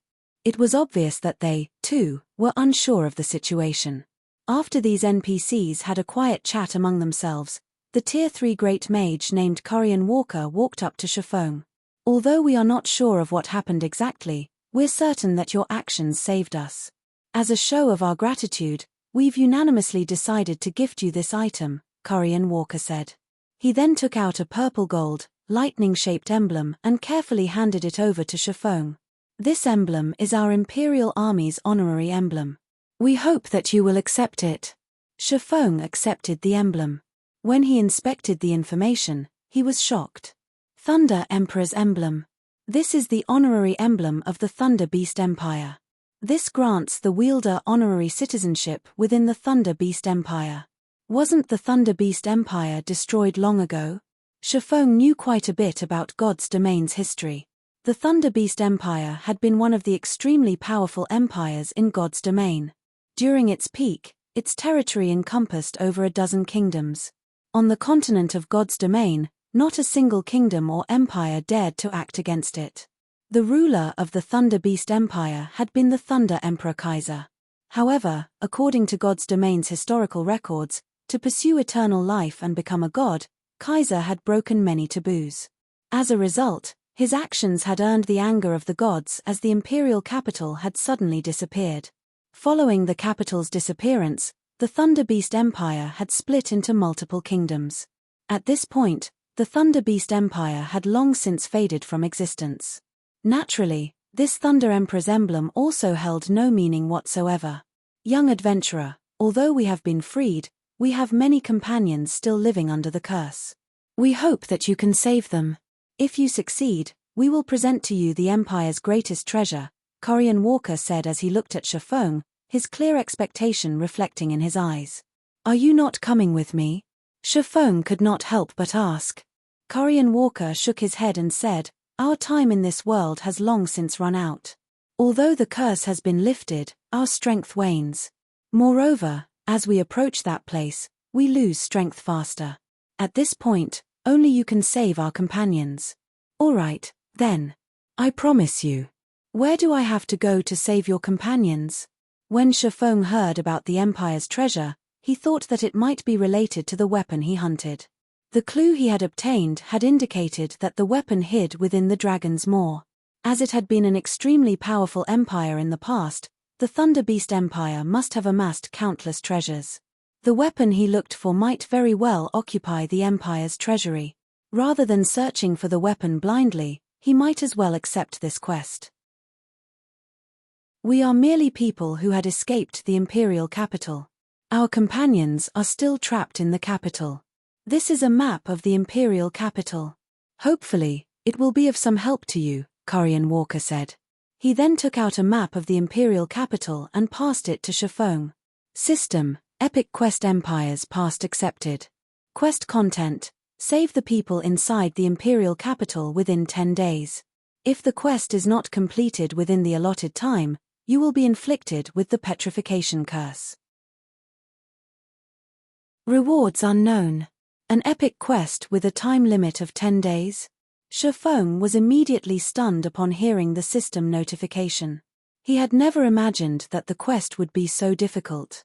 However, after giving it some thought, he found it reasonable. The weapon he sought was no trivial item. How could the game offer it up so easily? After Shifeng accepted the map, he summoned another Tier 3 demon. With 2 Tier 3 demons leading the way, it would be much easier to deal with the quartz worms. Now that Shifeng had a map, his progression into the Dragon's Maw's maze of the underground tunnels became a lot easier. After Shifeng reached the Dragon's Maw's second underground layer, many demonic beasts appeared in the dark tunnels. With a single glance, Shifeng counted over 500. The monsters squeezed tightly together as they blocked Shifeng's path. Giant petrified rat, demonic beast, elite rank. Level 60. HP 300 000 300 000. Without hesitation, Shifeng directed the 2 Tier 3 demons to clear out these rats. When the giant rats saw the 2 Tier 3 demons, they released ear-piercing screeches. One pounced on the Tier 3 demons. They showed no fear of the 2 Tier 3 demons. Normally, even monsters would fear a powerful enemy, yet these giant rats were unafraid. Shifeng used one Tier 3 demon to attract these giant petrified rats' attention while the other demon cast a Tier 3 spell. The petrified rats had very high attack power. Even against a Tier 3 demon, their bites dealt over -1000 damage. If these elites faced an MT player of the same tier, they could easily devour half of said player's HP. Meanwhile, these giant petrified rats attacked in groups of a dozen or so. They would instantly devour players of the same level. Only a Tier 3 demon with 9 million HP could withstand their assault for long. Shifeng suddenly noticed that the Tier 3 demon that held off the rats began to show signs of petrification. A portion of its body had already begun to turn a dull grey. Could this be why even Tier 4 players have fallen here? Shifeng did not believe that these giant rats were capable of defeating a Tier 4 player with only their powerful bites. However, it was a different story if they could petrify their targets. Looking at the Tier 3 demon statistics, although it had lost less than 1% of its HP, an additional petrification value had appeared. Currently, the demon displayed a petrification value of 0.84%, and with each bite from the giant rats, that value increased slightly. Needless to say, once this petrification value reached 100%, even if the Tier 3 demon still had 100% of its HP remaining, it would turn into stone. So this is how they work. Shifeng could not help but breathe a sigh of relief. Fortunately, he had only used his summoned demons to attack. If he had faced these monsters himself, the consequences would have been dire. The Tier 3 demons he summoned could last 5 hours. With the increment rate of the petrification value, although they would not last a full 5 hours against these monsters, they should have no problems fighting for 3 or 4 hours. Fortunately, he could summon a new demon once every 3 hours. In other words, he could rely on his summoned demons to fight for him, having no need to worry about being petrified or any hindrance to his progress. Chapter 716 Ruins of the Imperial Capital. Chapter 716 Ruins of the Imperial Capital. Under Shifeng's control, the two level 52 Tier 3 demons quickly swept through all of the giant petrified rats in the stone hall. Following the clear sound of a system notification, a golden glow encompassed Shifeng. He had finally reached level 36. Without hesitation, Shifeng placed the 10 free attribute points he had just obtained into agility, partially making up for the loss of 25 agility he had previously suffered. The giant petrified rats were level 60 elites, and they dropped valuable loot. Aside from some materials, they dropped plenty of level 50 and above common and bronze equipment. In the outside world, Shifeng would have to grind far longer to obtain so many items. A Tier 2 skill book. Shifeng was slightly surprised as he picked up a book decorated with silver silk from the pile. In God's domain, the majority of a class's basic skills were learned from NPC instructors, while some of the slightly more powerful skills were obtained from quests. As for high-tiered skills, however, one could gain them by trading the legacy skill point that the system provided. Tier 0 skills could generally be found in the fields or dungeons. However, Tier 1 skills practically never dropped, increasing the difficulty of obtaining them exponentially. In truth, the majority of the Tier 1 skills that monsters dropped could be gained by trading in legacy skill points. If one obtained such a skill from monsters, they would not have to waste their legacy points to unlock said skill and could spend the points on learning other skills. Ordinary Tier 1 skills generally cost 2 legacy skill points to learn. Meanwhile, players only obtained 1 point for every 3 levels. Hence, a player would have to level up 6 times to learn an ordinary Tier 1 skill. If Tier 1 skills were already so expensive, there was no need to mention Tier 2 skills. Even the most common Tier 2 skill cost 4 legacy skill points. One had to level up 12 times to learn one. Hence, in God's domain, skill books were extremely valuable. Currently, the going rate for an ordinary Tier 1 skill book could even rival a piece of level 30 fine gold equipment. If it were a powerful Tier 1 skill such as a life-saving dash, AoE attack dash, control removal dash, or burst-type skill book, no one would sell it even for the price of a level 30 dark gold weapon, much less anything fine gold ranked. Weapons and equipment would be discarded as players increased in level. However, skills would not. Nobody would complain about too many skills. The drop rate of Tier 1 skill books in a large-scale Hell Mode team dungeon was roughly 2%. However, in large-scale Hell Mode team dungeons that were level 50 and above, the drop rate of Tier 2 skill books was less than 0.3%. Obtaining one was mostly due to luck. Hence, Shifeng was astonished when he realized that the giant petrified rats had dropped a Tier 2 skill book. Shifeng checked the skill book, discovering that it was the Tier 2 general melee skill, Dark Ghost. Dark Ghost, Tier 2 skill. Split yourself into 4 and attack simultaneously. Every doppelganger deals 100% of the main body's damage. Duration of 4 seconds. Cooldown, 2 minutes. Tier requirement, Tier 2 class or above. I recall someone exchanging this Dark Ghost skill for an epic item with relatively good attributes in the past. I never thought I would find it here. Shifeng was speechless. General skill books were much more valuable than class skill books as they could be used in a variety of battles. It was especially true for this Dark Ghost skill. If he suddenly split himself into 4 identical copies, Who would dare to approach him casually? Hence, among Tier 2 general skills, Dark Ghost ranked relatively near the top. Many melee players had sought after this skill. If used during a crucial moment, the skill could turn the tide of battle. It's a pity that I can't learn it yet. I'll have to wait until I reach Tier 2. Shifeng tucked the Dark Ghost skill book away in satisfaction. He then directed the Tier 3 demons to advance.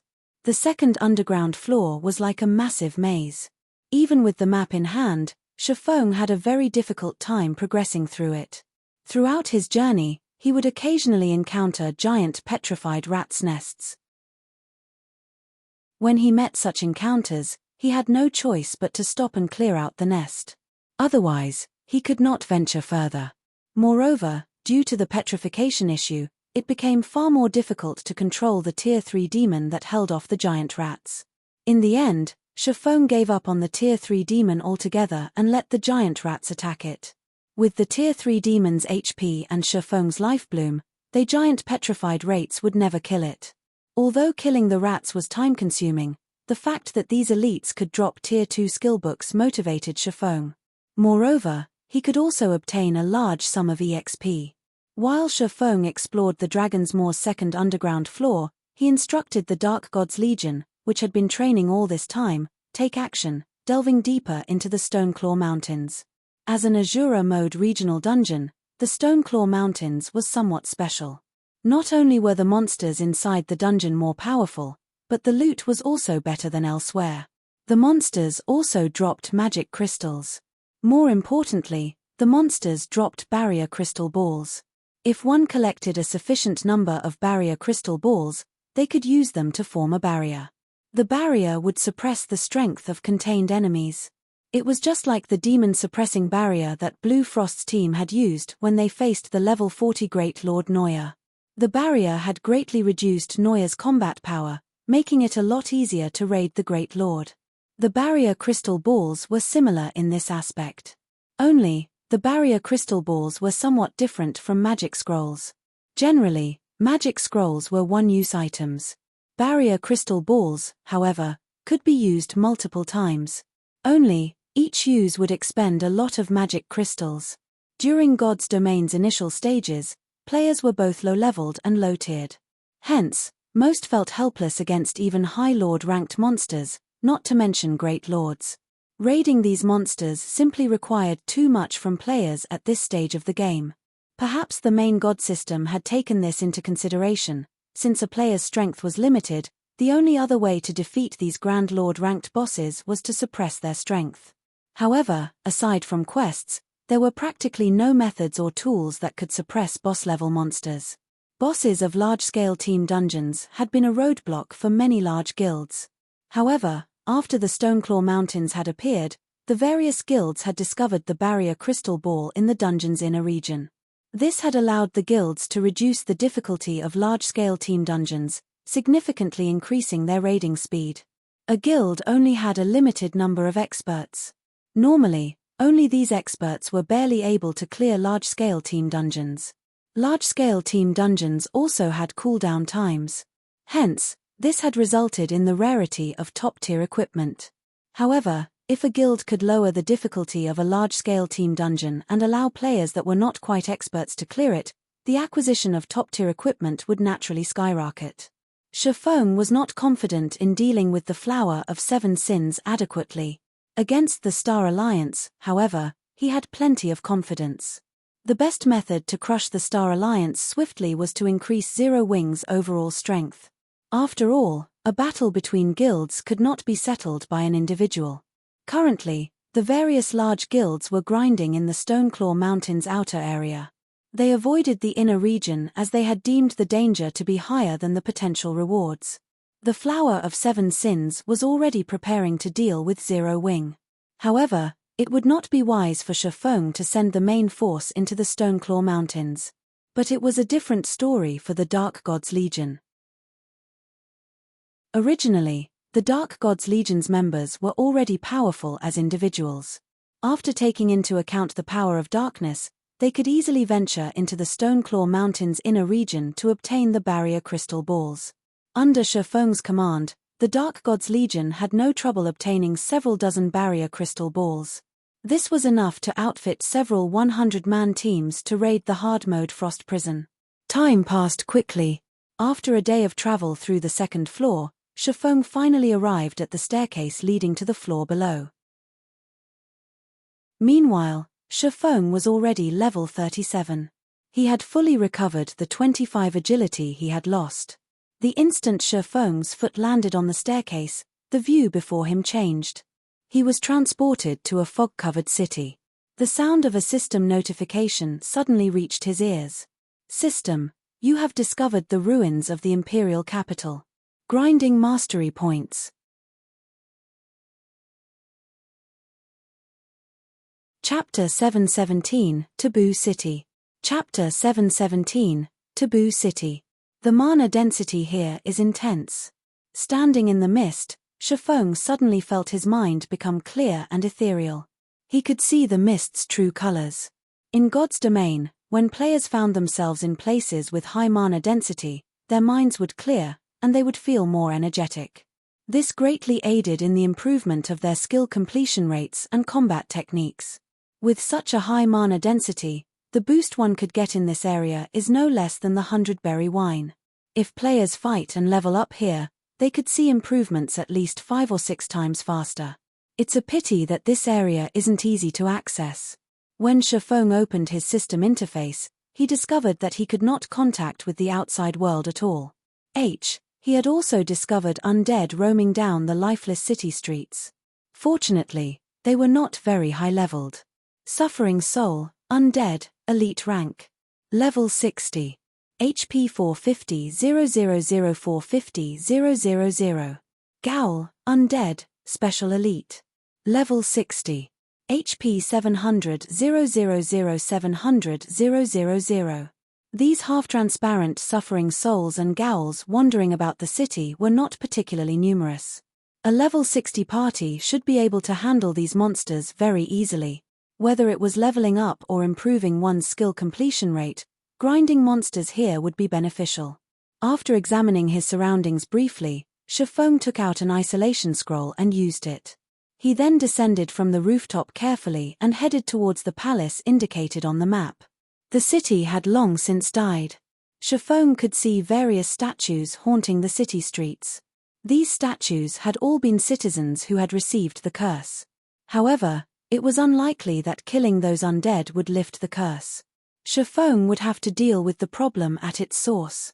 Based on Shifeng's understanding of the Thunder Beast Empire, only one person was capable of cursing an entire city.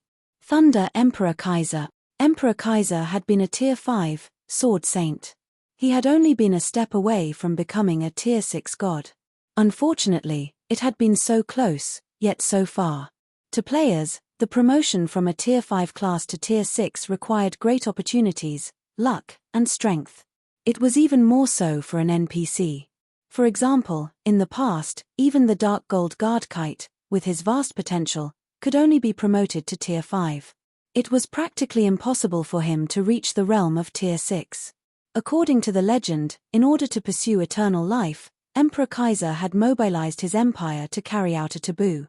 Looking at it now, it was highly possible that said taboo was related to the curse currently plaguing the imperial capital. Damn it! The city is already in ruins, so why are there still guards? Shifeng stood on the roof of a building 1 street away from the palace, his eyes locked onto the mechanical guards stationed on either side of the palace gate. Thunder Beast Guard, Grand Lord. Level 200. HP. The Thunder Beast Guard's levels were just too high, so Shifeng could not see how much HP they had. However, he could confirm one thing: their HP was mind-bogglingly high. Normally, Grand Lords had 6 HP bars displayed. The Thunder Beasts had 10. Furthermore, there were a total of 8 Thunder Beast Guards. The Thunder Beast Empire's strength left Shifeng in awe. Shifeng had visited plenty of empires before. However, this was his first time seeing such powerful mechanical guards. The palace was also protected by a magic array. In order to enter the palace, Shifeng would either have to destroy the magic array or enter through the front gate. The first option of destroying the magic array was obviously unrealistic. Even a tier 6 god would find it difficult to destroy a magic array that carried such dense mana, not to mention a tier 1 swordsman like Shifeng. Yet, entering through the main gate was also unrealistic. Even a level 200 tier 4 class would not dare to provoke 8 level 200 grandlords simultaneously. Shifeng was only a level 37 tier 1 swordsman. The Thunder Beast guards would send him to oblivion long before he ever reached the palace gates. Shifeng had thought of using a tier 3 demon as bait. However, due to the gap in levels, rather than luring the guards away, he might draw the guards aggro himself. Do I have to give up just like this? Shifeng was frustrated. He observed his surroundings in hopes of finding a solution. After watching from the rooftop for some time, Shifeng suddenly discovered something interesting. There were plenty of undead roaming the streets in front of the palace. However, not a single suffering soul came within 200 yards of the palace gates. Only a few ghouls would wander near. Meanwhile, when a few occasional ghouls and suffering soul tried to wander towards the gates, the Thunder Beast guards vanquished them immediately. Only those few ghouls remained unharmed. The Thunder Beast guards should be absolutely neutral. They should regard both players and monsters as enemies. So why are those few ghouls safe?